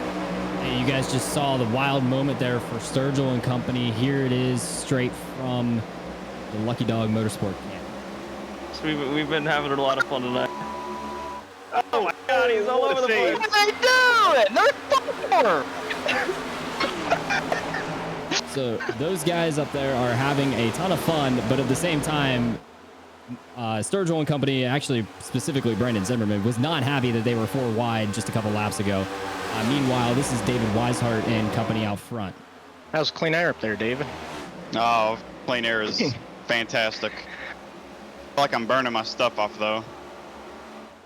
So David Weishart enjoying the clean air up here, guys, but don't count out the Solar Flare Racing boys there. Jake Nichols, Delonte Ballard, they may have just decided to save some tire and start to use it here later in the run. Good insight, Eric. Thank you so much for that. Wow, look at the 28 and 8. They almost touched out of turn 4. Maybe drivers facing some understeer here, Finian, as we approach next time by over the halfway mark. Oh, and Beckner getting almost into the door of the. Oh, it's actually that was the same thing looking at. I had my thing on replay, but I think these guys definitely are going to start feeling the effects of the understeer with the tires starting to wear off, and also dealing with the dirty air from these cars up ahead. And also hearing some words from Ray Sleep, happy with 28 getting that close on him on that previous occasion. Yep, they're battling right now up in front for the 5th spot. That is Chris Rabel on the bottom, James Skylerly on the outside. They're swapping the spots left and right as they're working their way in the middle of 1 and 2. And boy, look at Yoneshiwa on the outside making it 3 wide. He's got the power line rolling. Ooh, He's going to squeeze to the outside of the 8 of Rafe Slate. And now he will grab 9th place away, if just for a moment, as Slate falls back into the clutches of Beckner and the 17 of Michael Sturgill. We come across the line. We're a little bit past halfway at this stage. Fans, be sure to check out rickshotsauce.com for some of the best hot sauces made locally in South Florida. Be sure to follow the Rick's Hot Sauce Rookie of the Year battle in the Area Cup Series and see who will take home the $100 prize as the highest finishing rookie in the point standings. Should point out currently the highest running rookie in the field is that number 25 of Brian Chambliss. So interesting to see how his rookie year will continue to flourish here in the Area Cup Series. If Chambliss is a rookie, I'm a Queen of England fan. Yeah, he definitely isn't a rookie for us. We've seen him do very well in Outsiders, and that's again why I really picked him. I was expecting him to do well. I honestly wasn't expecting him to be up there fighting for the lead as much as he has been. So he's been doing doing better than my expectations were put for him this season. So I'm curious, when we go to more and more racetracks across the schedule, how well he can perform with the rest of them. Well, he's still under attack, potentially by Jake Nichols, but Nichols still hasn't quite caught him yet. He's closed the gap in by a little bit more. Both of them, actually, Chambliss and Nichols, are starting to reel in 33 of David Weissar. I mentioned that it feels like he's starting to use his tires up just a few moments ago, and they've brought that gap down to within a second, 1.2 seconds between Nichols and Chambliss. There's the 3 of Ryan Hartz to the inside of Scioli. This is a battle for 5th. Still keeping my eye on this group around Rabel. It's getting pretty spicy back here. Car the wall up there. That Ellison, maybe? Yes. Gabriel Ellison from the Lucky Doug Motorsports Group. Scraped the wall out of turn 4 and kind of bounced off it. I don't see a ton of damage on that car, so he should be okay. But Finian, as we get closer and closer to the end of this race, and you're less willing to lift, that can really cause some problems in these big packs. No, definitely can. I will say I'm a bit surprised we haven't seen more guys clip the wall off of turn 4. We've seen a few incidents where guys were spinning off a little bit sideways off of turn 4 from being too wide and fighting hard, not willing to get off the throttle, and especially when you get to that outside lane, you're willing to just kind of stick it in the gas and, just hope that it all works out. Well, again, we're getting to that point, tires start to wear up, can't quite do that anymore. You're going to have to back off a little more than you may need to just to make sure you don't hit the wall. Well, if you watched last season from Area and the Cup Series, you know that the later the run goes, the faster the 91 car goes, and Jake Nichols has just caught up to the bumper of Brian Chambliss in the 25, looking to intensify the battle for the second spot here at Chicago. Yeah, the front 3 have really been on top of each other pace-wise, but 91 is just a click faster every single lap. And using this upper groove now to build some momentum for the straightaways, it's working now. Look at the run and how much he's going to close here. Wonder if he chooses the inside or will wait for the outside, but that outside line, I think, is where he's going to make the pass. Yeah, we'll see, though. It's going to be tough to do because I'm sure that Chambliss definitely knows that the pass is going to come on that outside lane. It's going to be a matter of trying to block that run that the 91's going to get. And so far, so good. He's been able to keep Nichols at bay, and Nichols is going to be able to try to change his game plan, although as we're taking the laps off, we're approaching that pit stop window, so maybe might not want to pass him down the racetrack. Might be worth maybe waiting to pass him on pit lane. Seems like Nichols has a better 1 and 2 than Chambliss, but Chambliss really picks it up here in 3 and 4, and now we're going to see Nichols actually try a lower approach through the corner. And it's going to work for a moment. He's got to run now. Down the tri-oval they go. And Jake Nichols looking like he'll take the second spot for the moment over Chambliss as they go into turn 1 side by side. Yeah, but it's all about this exit now for Chambliss. Can he sustain a bobble from the 91? A big mistake and a slide, and he's going to have to give it back up to the 25 for now, Finian. But that was a rare mistake in a corner. We typically don't see people get used. Typically, it's the bump in 3 and 4. Yeah, no, but that white line has been catching people out. More so in 3 and 4. That's when we really seen people ride that line like no tomorrow. But in 1 and 2, that's what happened to Jake Nichols there. He was trying to just go to the inside as much as he could. Just stepped over the line, and you saw the result there. Lost a lot of momentum. He's picking it back up right here, running in the in-car of the 91. Going to look down to the inside now for the second spot. He's got a better run this time over Brian Chambliss as they head down into turn 3 and 4. 25 going to try and keep a run on the outside, but it's not going to be enough. New second place car, it's Jake Nichols. Yeah, Chambliss tried to throttle up mid-corner and did it just a hair too soon. And when he did that, the car pushed up the racetrack just a little bit. That's all it took to let Nichols complete the pass. Still a mess back here. 3 wide in the middle is Beckner. And here's Greg Mitchell in the 2 car. We haven't really talked a lot about him. Started way back in row 16. Yeah, now trying to work his way up through the order. It's been a slow and steady progress for a lot of these guys around here because this pack it keeps expanding and then forming back up again, and some very close quarters there. A bit of a bump, I think, between Mitchell and Sturgill. Yeah, they were playing bumper cars there in the middle of 3 and 4. Yeah, just a little push and a little slide. I think 17 kind of got bogged down, and the 2 didn't get out of the throttle enough, and just a little tag mid-turn sent Sturgill sideways, but he did a good job gathering it back up as he's done a couple of times tonight. Here comes the 2 now with a better run into turn 3. We'll see if he can get it this time by as they both go side by side, battle for 13th between these 2. Outside lane still looking better, but that inside lane almost seems like it's coming back. Slowly but surely starting to come back, and good to see the 2 of Greg Mitchell run closer and closer towards the front after last week's early debacle in the area 500. And here we're coming back to the leader, David Weishart, who's currently being hunted down by the 91 of Jake Nichols. And there's the rest of the group over there, 3rd, 4th, and 5th on deck. All good fights all throughout the field. We've had a couple looks at SimRap Market replays tonight. To mean. Fans, be sure to check out simrapmarket.com for custom iRacing paint scheme templates that are simple to use and help you stay more focused on the racetrack. Over, we got here about 55 laps ago. We are in the pit window, and I fully expect drivers that didn't pit earlier to be making their pit stops in the next couple of laps.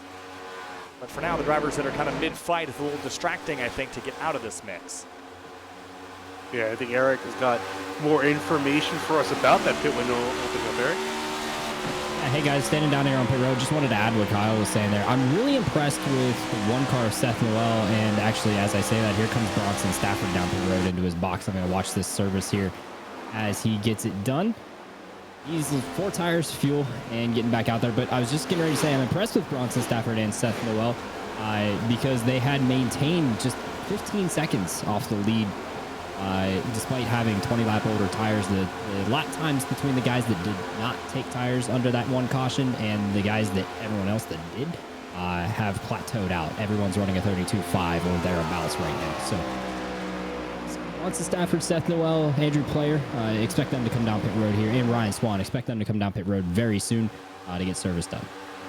Thanks, Eric. And yeah, we're getting within that window for sure. I wonder if that will start kind of that ripple effect as everyone starts to see the advantage of newer tires. We're about 1.8 seconds off of our fastest laps of the night, Finian. So a fresh set of 4 Mr. Feelgoods, as Darrell would say. I think everybody wants one right about now. Oh, they definitely do. I'm sure they're willing to just kind of keep riding this out. I think they may want to save those fresh tires for a little bit later in the run, and then kind of work around the guys that pit earlier. They'll have the advantage for pitting later. It's going to be tough for a lot of these guys to determine where that cutoff mark is for them and where they're going to really maximize their strategy, maximize their run. There's a 19 out of pit lane getting back on the racetrack. Player coming in for his stop right now. I think it's going to be interesting with how the rest of the field comes down to pit road. If you're in a pack here, how are you going to be able to slow down and get on the pit road? Because these guys are running all 3 lanes, running all the way on the bottom, the middle, and the top. I think it's going to be difficult for those guys that are trying to pit on the bottom of 3 and 4 with how wide this track has gotten. That Ballacino hitting pit lane, I think, in the background. No, it's another purple car having a look. Look at this battle. Here's Travis Beckner and the 84. They almost touched on the front straight, Finian. Yeah, that guy getting really close quarters here for some of these guys. Maybe a little bit too much action here. It's kind of funny because you would expect that people to sort themselves out by this point in the run, but this pack in general, this leading group rubbing around 10th, 15th place. They've just been non-stop action between these guys since the restart. Sorry, Finian. Michael Sturgill disconnected. potential internet-related issues for the 17, who was right in the middle of all this fighting we were watching the last little bit, Finian. Not what we want to see. Yeah, definitely not what you want to see here. And yeah, I just saw him flash out as well. Still waiting for the drop. Haven't had that just yet, but expecting that shortly. It's really unfortunate. As a driver, there's nothing you can really do. And speaking of unfortunate, for David Weishart, it's unfortunate that Jake Nichols has caught up with him now, right as the window for pitting is about to open. 50 laps to go here from Chicago. The 91 of Jake Nichols continuing to reel in the leader, David Weishart. Been a good battle up front, but Weishart has led the last little chunk here in terms of the lap leaders, the big ones. Weishart has led 42, Nichols has led 19, Chambliss has led 15. Hartz has led a couple as well. Just heard the radio. Sorry to cut you off. Travis Beckner coming down to pit lane. So first of the leaders to come down. It'll be interesting. Yeah, we'll have to take a look and see how he manages to get on the pit road here without being run over. Comes. Greg Mitchell's going to squeeze around the outside, and Beckner gets it woe down. This is a really challenging pit road to enter. We didn't really talk about this much in the pre-race, Finian, but this is one of the most challenging pit lanes to enter because of how far left. This infield is enormous here, and you have to really pull the car down to the inside. Very easy to overshoot. Yeah, there's always the issue of people overestimating how much they need to slow down as they come down on pit lane. As the pit stops start to roll in, as more and more drivers are here calling out a pit lane, there you see our race leader. Oh! He's going to spin off a pit lane. Well, that is one way to not win the race if this thing does go green to the end. That is not what the 33 of Weishart wanted to see. Still trying to get a handle of his car on pit road, but that might have just thrown the wind down the drain for the 33 team. Yeah, that is a real big bummer. That, I mean, again, I just mentioned it. See, the car was already destabilized here, and then right there, he just rev matched a downshift a little bit wrong, and then just kicked the rear tires out, and that's what spun out the 33. Yeah, I was actually just going to hand it over to you, Eric. Before we just saw what happened there, as pit stops starting to occur, and more people starting to mess up going down the pit lane, Eric.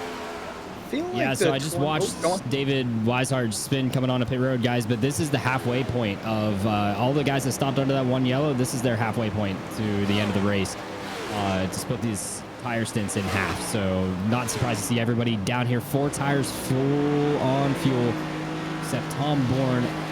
He has not made a stop yet. Excuse me, he did not come down. It was Newbigging that just left his pit stall right in front of me.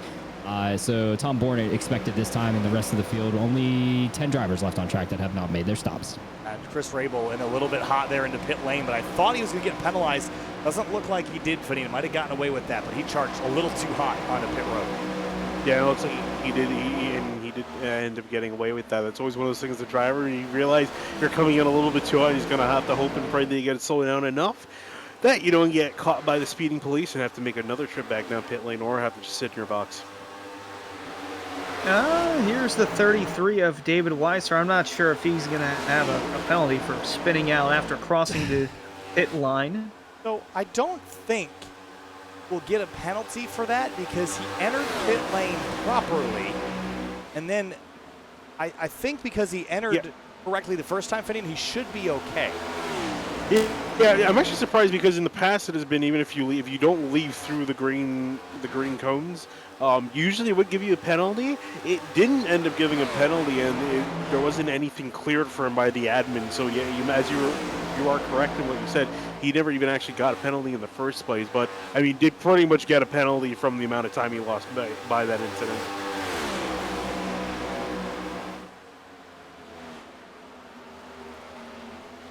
Seventeen cars back out on track. 6 laps down. Not what he needed, Hunter, is that internet discontinuity is going to be kind of drive a stake through the rest of his chances tonight. This should all cycle out to give Jake Nichols about a 3.6 second lead as we approach 40 laps to go. Yeah, that misfortune from Weishart is definitely going to open the gap between himself and the 91 of Jake Nichols. And unless we get another caution here, we've only had, I believe, 1 yellow in this race. Correct me if I'm wrong. I think there was only 1 caution that's come out in this entire that weird one. Yes, that would explain why I only remember 1 yellow and not 2.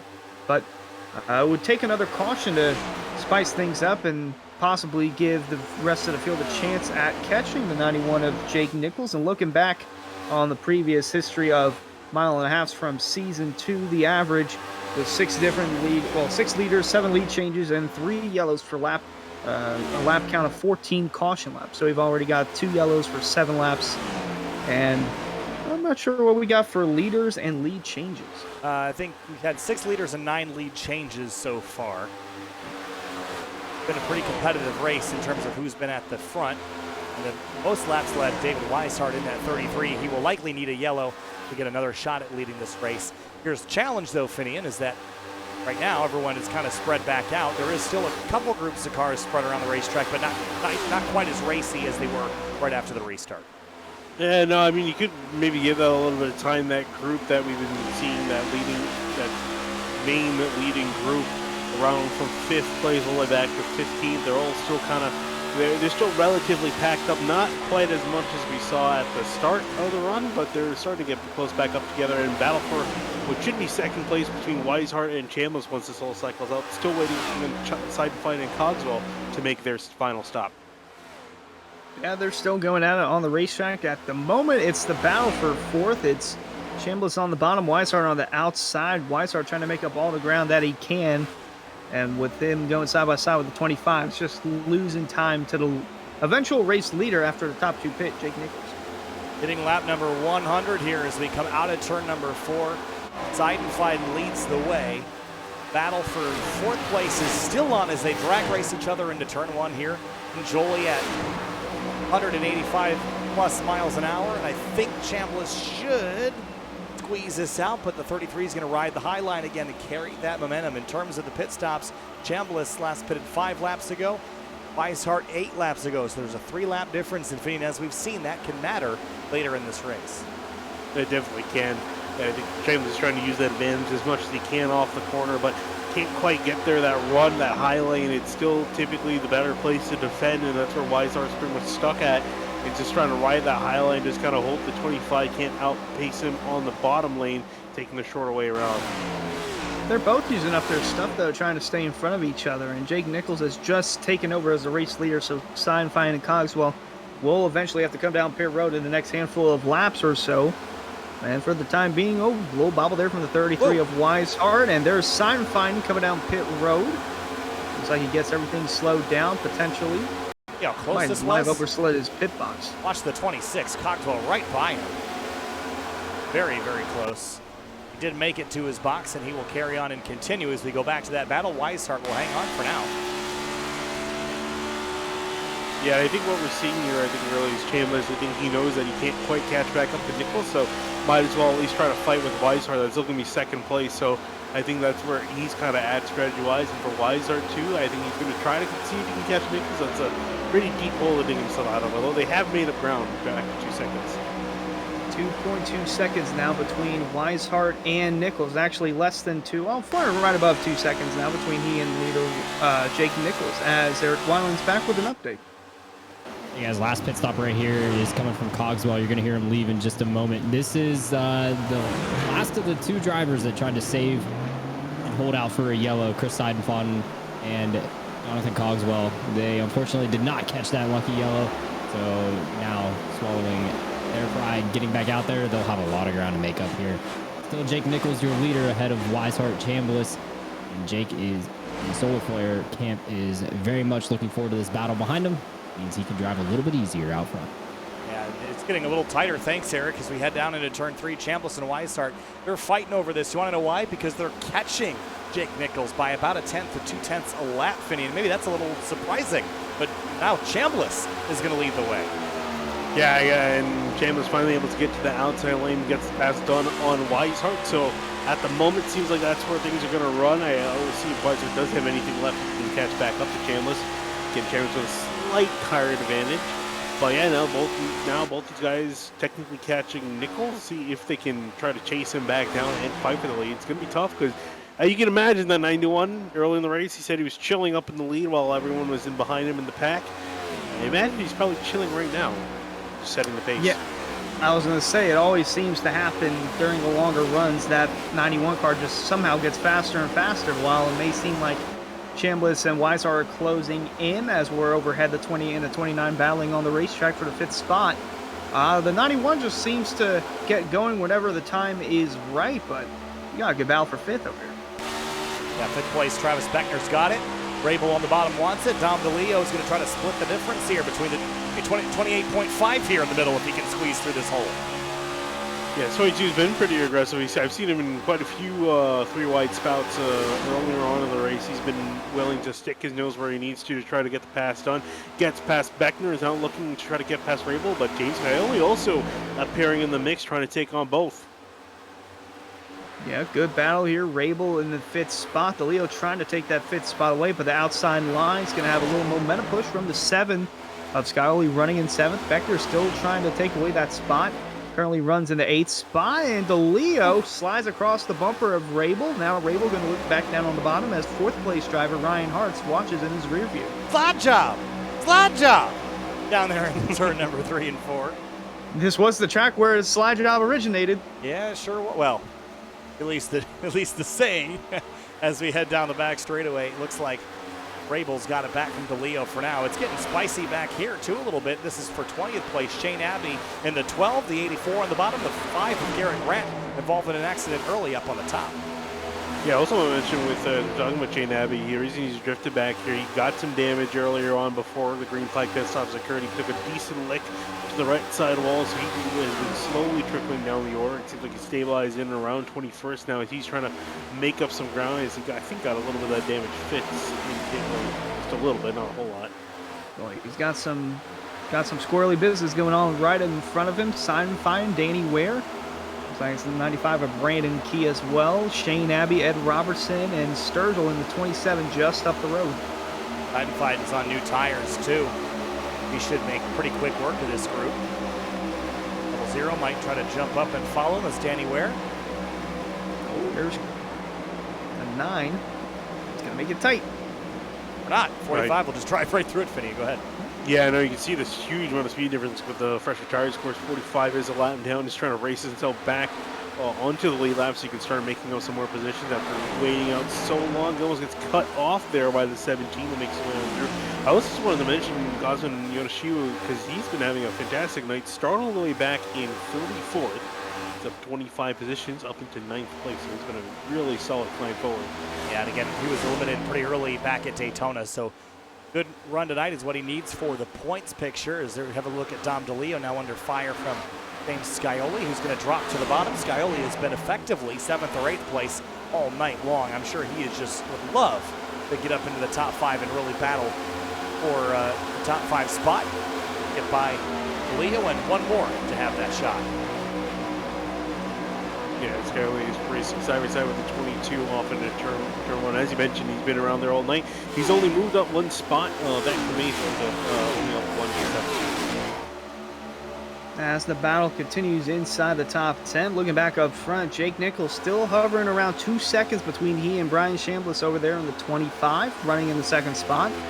And once again, in the 3rd spot, seems like every time we're looking at him, he's running 3rd. It's the 33 of David Weissart. They are 3 wide right behind him, though, for position. That was getting really dicey. That is one of the lap down cars, I believe. Is that the 51 of Mark Patterson? Yes, it is. Yep. The 13 of Andrew Player. Those guys are racing for the lucky dog position, hence the aggression. Late in the race, you got to fight for everything you got. Yeah, and Hart's also trying to waste no little time behind the slower lap cars, so he just dove to the inside, used fresher tires to make it stick, because he's under attack by Rabel, and behind him, you look at Scioli and the 22 of DeLeo still going at it, right just in behind these guys, battle for 6th place. Yeah, DeLeo going to have the lap car of Andrew Player in front of him, gives the spot to the 7 of Scioli for the moment as we ride on board the 22 DeLeo heading into turn 3. Yeah, it looked like Scioli kind of used the lap car there as a little bit of a pick. Galante, Ballard, and Beckner fight for 8th place in the background. Meanwhile, up front, Nichols has begun to stretch his lead. The advantage has swung back to the 91 thanks to his ability to save tire that kind of came into effect here in this long run. Finney, and again, if we get a late race restart, and put my money on the 25 or the 33, but this goes green to the end, I think it's not a safe bet to bet against anybody or bet on anybody but this 91. Yeah, anyone's having to clear a pick late as this race goes on, I'm sure. The 25 and 33 would love a caution to come out. I'm sure they're hoping someone's arm is itchy down the field, or we get a random caution like we did earlier in the race to kind of get everyone back together again.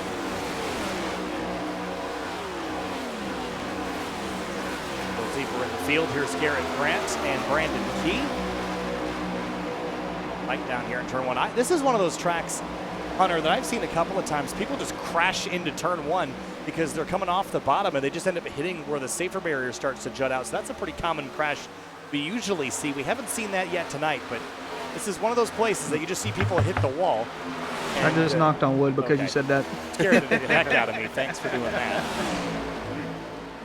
But, all right. We haven't seen that yet.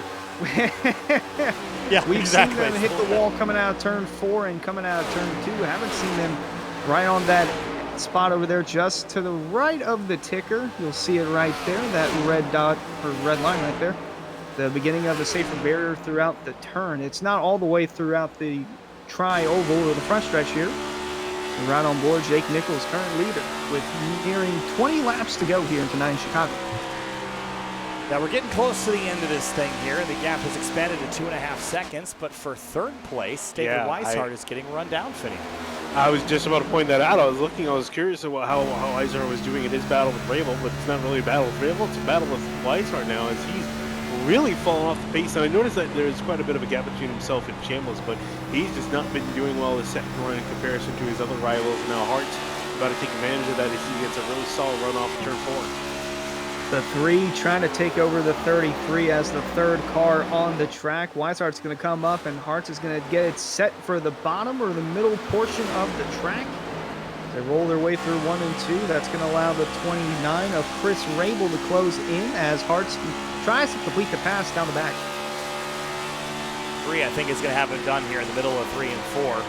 Weishart did a good thing to try to defend that and go to the high side, but it isn't going to be enough. It just doesn't quite have the pace here. Come out of turn number 4. 20 laps to go here from Chicagoland Speedway in the Area Cup Series, the second round of the season. Been a pretty competitive one thus far. We've had 2 yellows. Could we get a third here in the closing moments? It's not, I don't think, super likely, but I'm not going to say impossible by any stretch.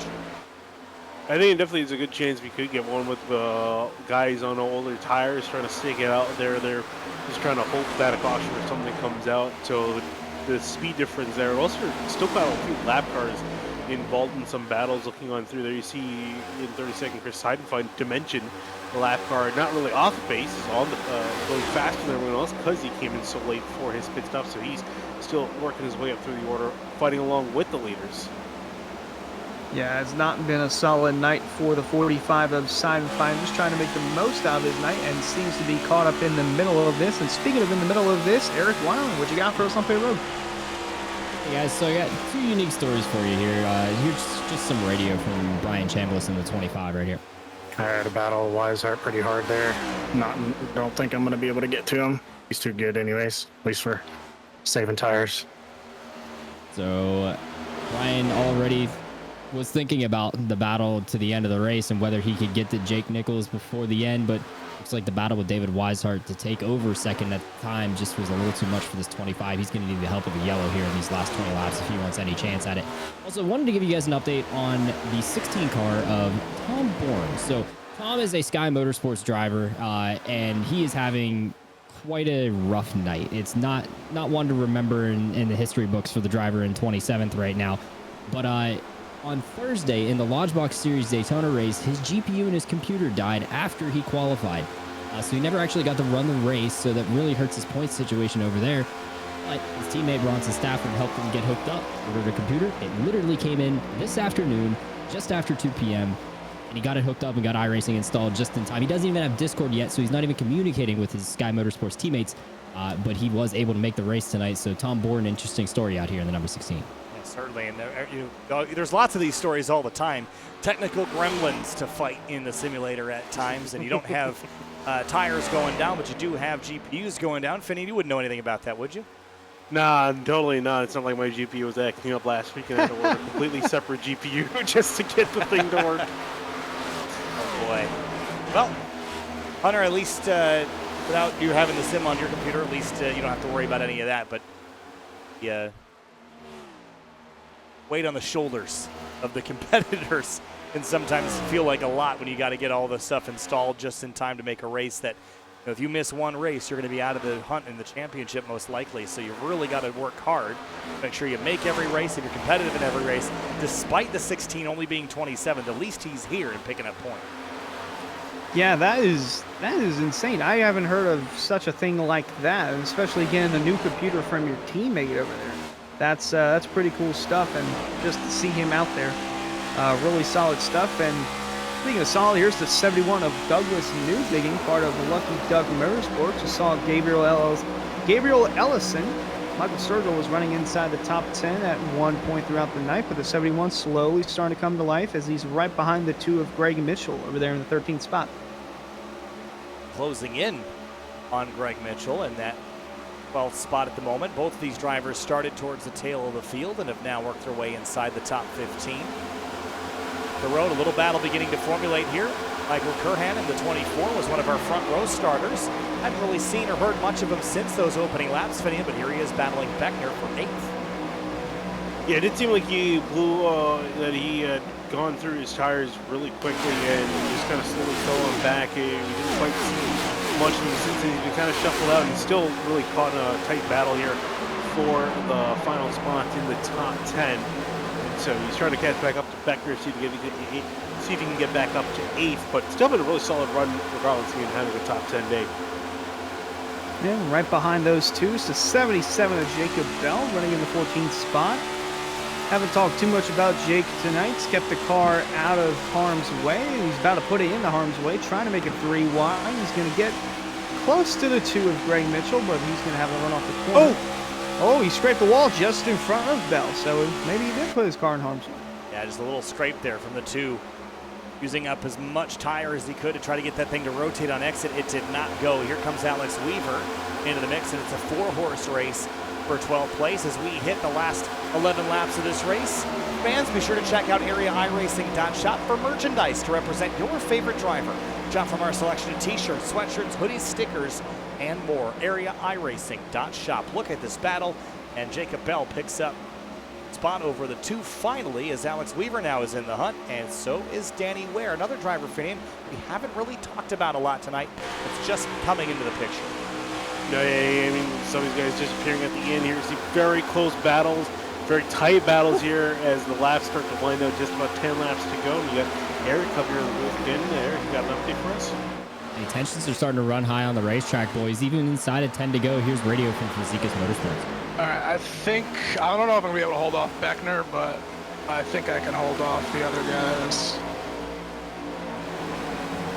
I mean, he's not hard to hold off. You just got to put him in bad positions. Well, he's not getting the top. I wouldn't suggest on that because he'll probably end up wrecking you. I did it. Almost wrecked me, but he didn't. Yeah. I mean, not on purpose. He just doesn't know how to drive a race car, so he'll do it on accident.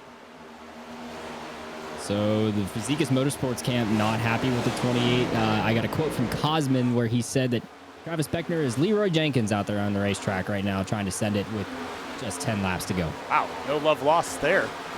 We only got a couple laps left. This isn't Daytona, but certainly people's tempers are flaring like a plate race. I was going to say, the tempers are flying like we're at Martinsville with the way these guys I mean, remember when we went to Martinsville across all 3 series, a lot of angry drivers out of there.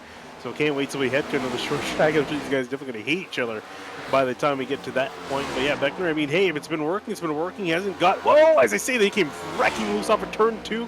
Almost turn off the nose of Michael Curran, who's going to work to his inside. That could have been a caution right there.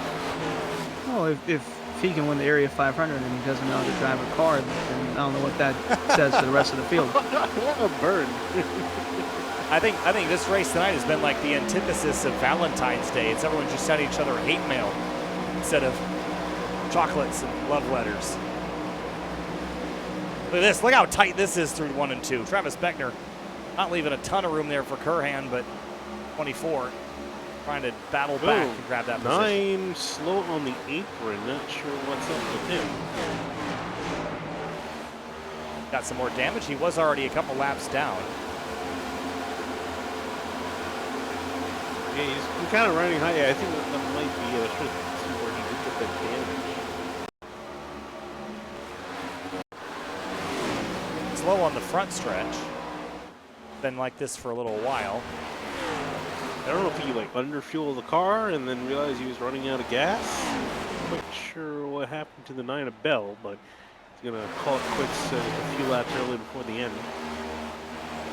Car on the wall, 18.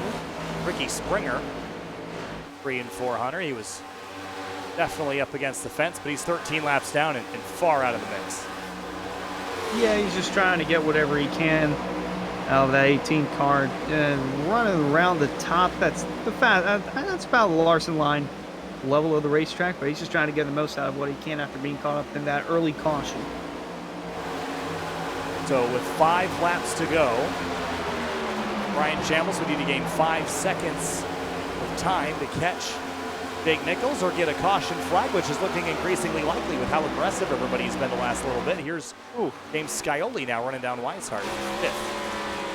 Yeah, great battle between them. Joe's also just looking at Greg Mitchell and Douglas Newbigg battling for keeping us put each other in the wall as they were coming off of turn 4. But you see Scioli getting the run on the 3-3, just about to have a look to the inside.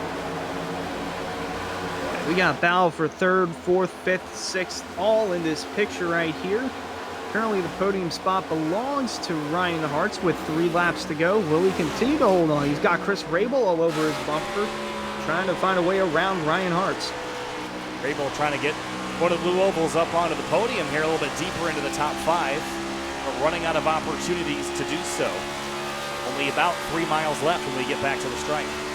Yeah, Rabel's been following Hartz for a while. He's been on his bumper for like 20 laps or so. He's been chasing down the 3 of Hartz. I think now he figured now's the time to strike here. He's only going to have 3 miles to do it. Really solid night from the 29 and keeping it real esports. Their highest driver in the field looking to take a podium position here at Chicago. Trying to find his way around the 3 of Hartz. We got the 64 of Ed Robertson, the 12 of Shane Abbey. Battle for 21st place. That's how deep the fights go here at Chicagoland Speedway. Not just inside the top 5, but outside of the top 20. Still got side by side here as the 3rd place battle comes off turn 4, but for the white flag, Jake Nichols leads the way down into turn number 1.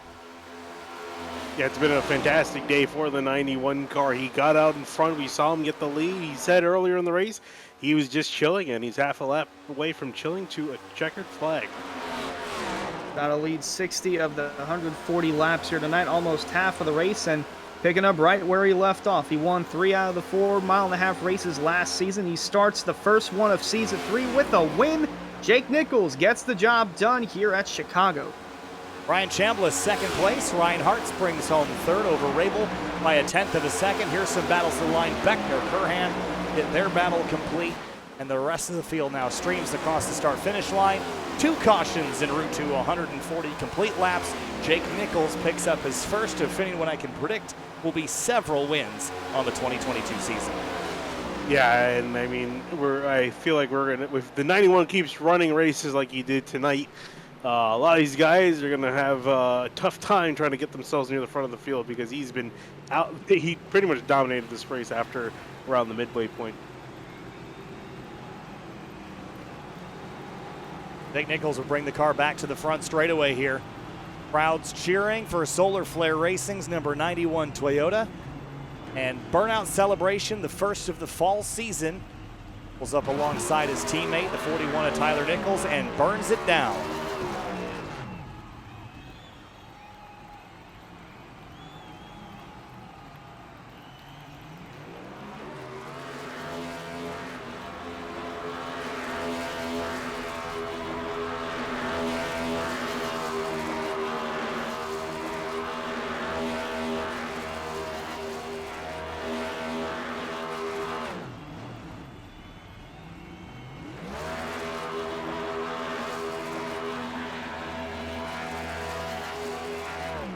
All right.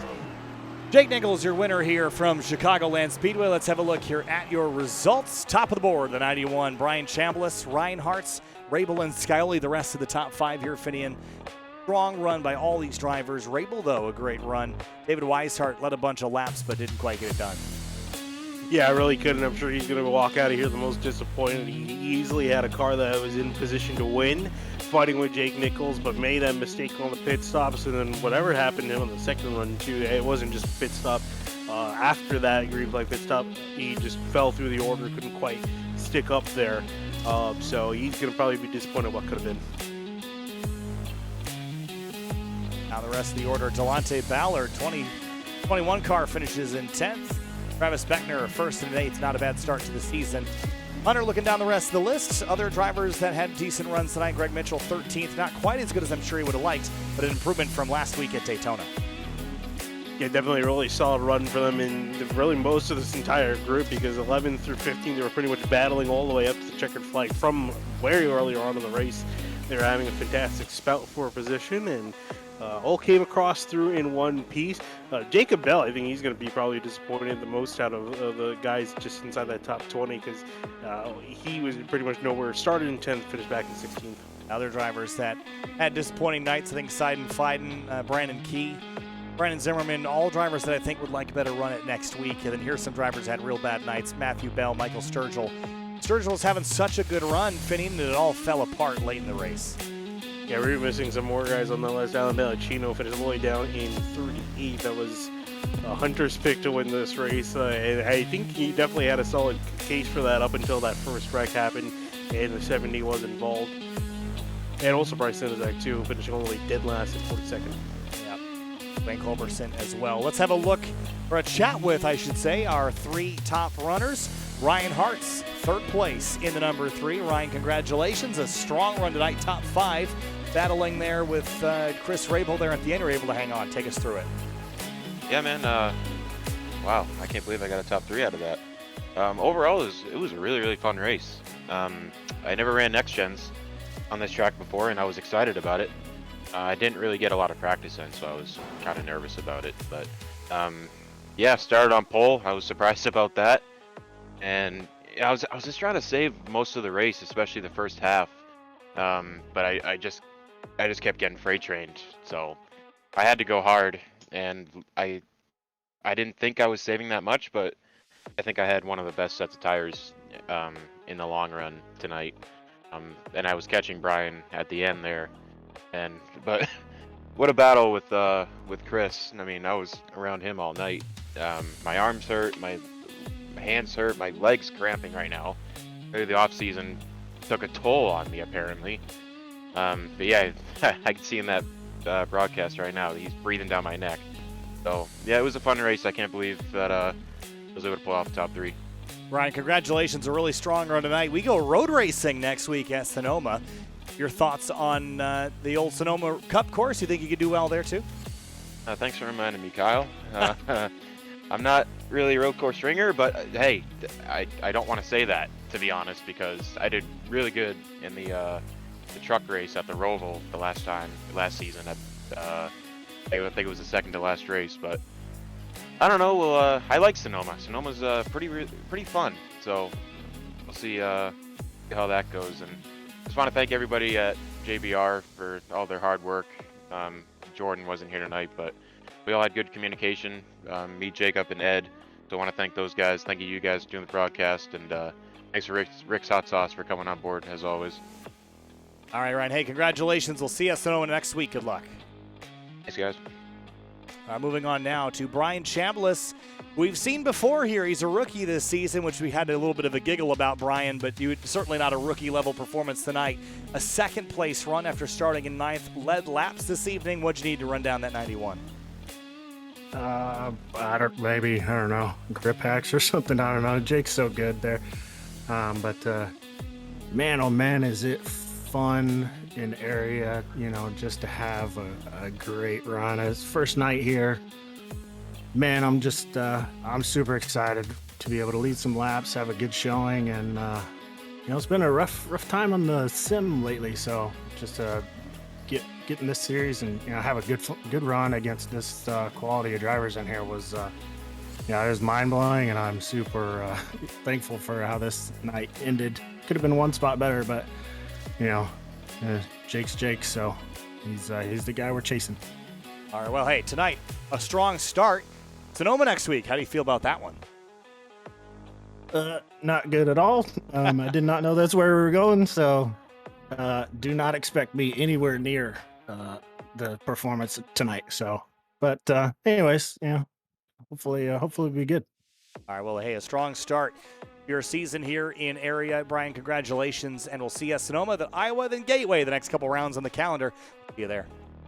Yeah, we'll see you there. I want to give a quick shout out and thanks to my team, keeping it real esports, and thanks for Brandon and all my teammates. We'll catch you next week. All right, Brian, have a good night. Before we move on to Jake Nichols, we have audio from his last lap coming back around to the start finish. Top 10 still good though. With my bonus points is essentially that you finished like 7th or 8th instead for team wise. And that helps. Racking up these points are huge. Let's go, baby! All right, so racking up those points. A good start to the season. Jake Nichols picks up basically where he left off on top of the board. Jake, you mentioned racking up those points. Winning is a great way to do that. You're right back on top tonight. Early in the race, I didn't know if you were the one to beat. We saw the 33 be in the mix. We saw the 25 lead some laps, but at the end of the day, Jake Nichols and his long run pace won out again. Yeah, that was the goal. I was trying to just save as much tire as you could. With the grip we had, I mean, everyone was on top of each other for a while, so I kind of got lucky with my spots. Every time on restarts, I'd always end up being the leader of like a big train. So you'd pick up the pace for a lap or two, get a gap, and then you'd back it up and just keep cycling back and forth just to keep in that spot. And I'm glad we got a green flag running there. It shows, we had a great group of drivers tonight. I mean, last season we had the same amount of people and we had caution. Be it was a short track with a setup that was tricky, but you still have a lot of people that haven't raced with each other, and we put on a pretty good race tonight and we didn't have many wrecks. So that's what you want to see early on. It helps me because I love focusing on the long run pace and just trying to read how people are driving their tires early and mid run and seeing what I need to do late to pass them. And everything worked out. I think Weishart made a mistake there entering pits. That definitely helped my case with what I was trying to do for that last run of the race. It would have been interesting if he didn't. It would have been close. I don't know if I would have beat him or not, honestly. I think we had the long run pace, but with dirty air being involved, it would have been close. It would have been a good battle till the end, but it was a good race no matter what in this Solar Flare Racing Toyota Camry with all these guys here in area. Well, Jake, congratulations picking up points and laying them down. Great win, first one of the season. I'm sure there'll be more, Jake. Have a great night. Enjoy this one. We'll see you at Sonoma next week. All right, thank you. See you there. All right, wrapping up the evening here. Finian, final thoughts on tonight's event. Familiar winner, but certainly the racing stands up for itself. That was a great race to watch. Yeah, that definitely was a fantastic race. I mean, if anyone wants a case of bringing back Chicagoland to the NASCAR schedule, you can probably have them show NASCAR the footage from this race, and this would mount a pretty good case for bringing it back on the schedule. Some great racing from everyone tonight. Only to have 2 cautions, really only 1 caution, 1 actual caution throughout the night. These guys did a fantastic job, and it wasn't because they're taking it easy. We saw hard racing all through the night, and guys just being respectful. I will be the head advocate for the bring NASCAR back to Chicagoland. I haven't even seen the street course. Bring Chicagoland back, all right? Like I mentioned earlier, the race stunk. Okay, I'll admit it stunk when it was the first playoff race or when it was in the playoffs. Then they moved it to the middle of the summer, 2018 and 2019. Different packages in both races. Still great racing, great finishes to both events. It's a shame that we are not at that track currently, but if the Chicago street course doesn't work out, they still have this track as a backup plan, but I still feel like this should be the track that NASCAR goes to. Perfect for 1.5 mile racing. We saw it was like a mini Daytona, kind of like what they wanted Atlanta to be. They might turn Texas into that, or you might as well just bulldoze and make it a Walmart. But point is, Chicagoland, great track, great racing tonight. I loved what I saw, Kyle. Eric, final quick thoughts here on Chicagoland Speedway Race 2. Hey, just to piggyback, I mean, that's the reason I love iRacing right there, is just being able to preserve the history of some racetracks that don't get to show show off what they can do with some new styles, new packages, everything of the like. Man, first true test of everybody tonight in terms of pace and what they're going to have for a season. And no surprise that Jake Nichols leads 60 laps en route to another Area Cup Series win. But some exciting players that have joined the battle. Chris Rabel, Brian Chambliss. I'm excited to see what these guys can pull off throughout the rest of the season, Kyle. But just thankful you guys putting up with the pit reporting again for another week, and looking forward to the rest of the season. Sonoma next week, left and right turns, another true test to see how good these guys are on the road courses. It'll be a fun one. It'll be a blast. Sonoma Raceway next week. We go right and left next week in California. We'll see you there. Kyle Heyer, Hunter Sleppy, Finney DeCuna, and Eric Wineland. See you next week.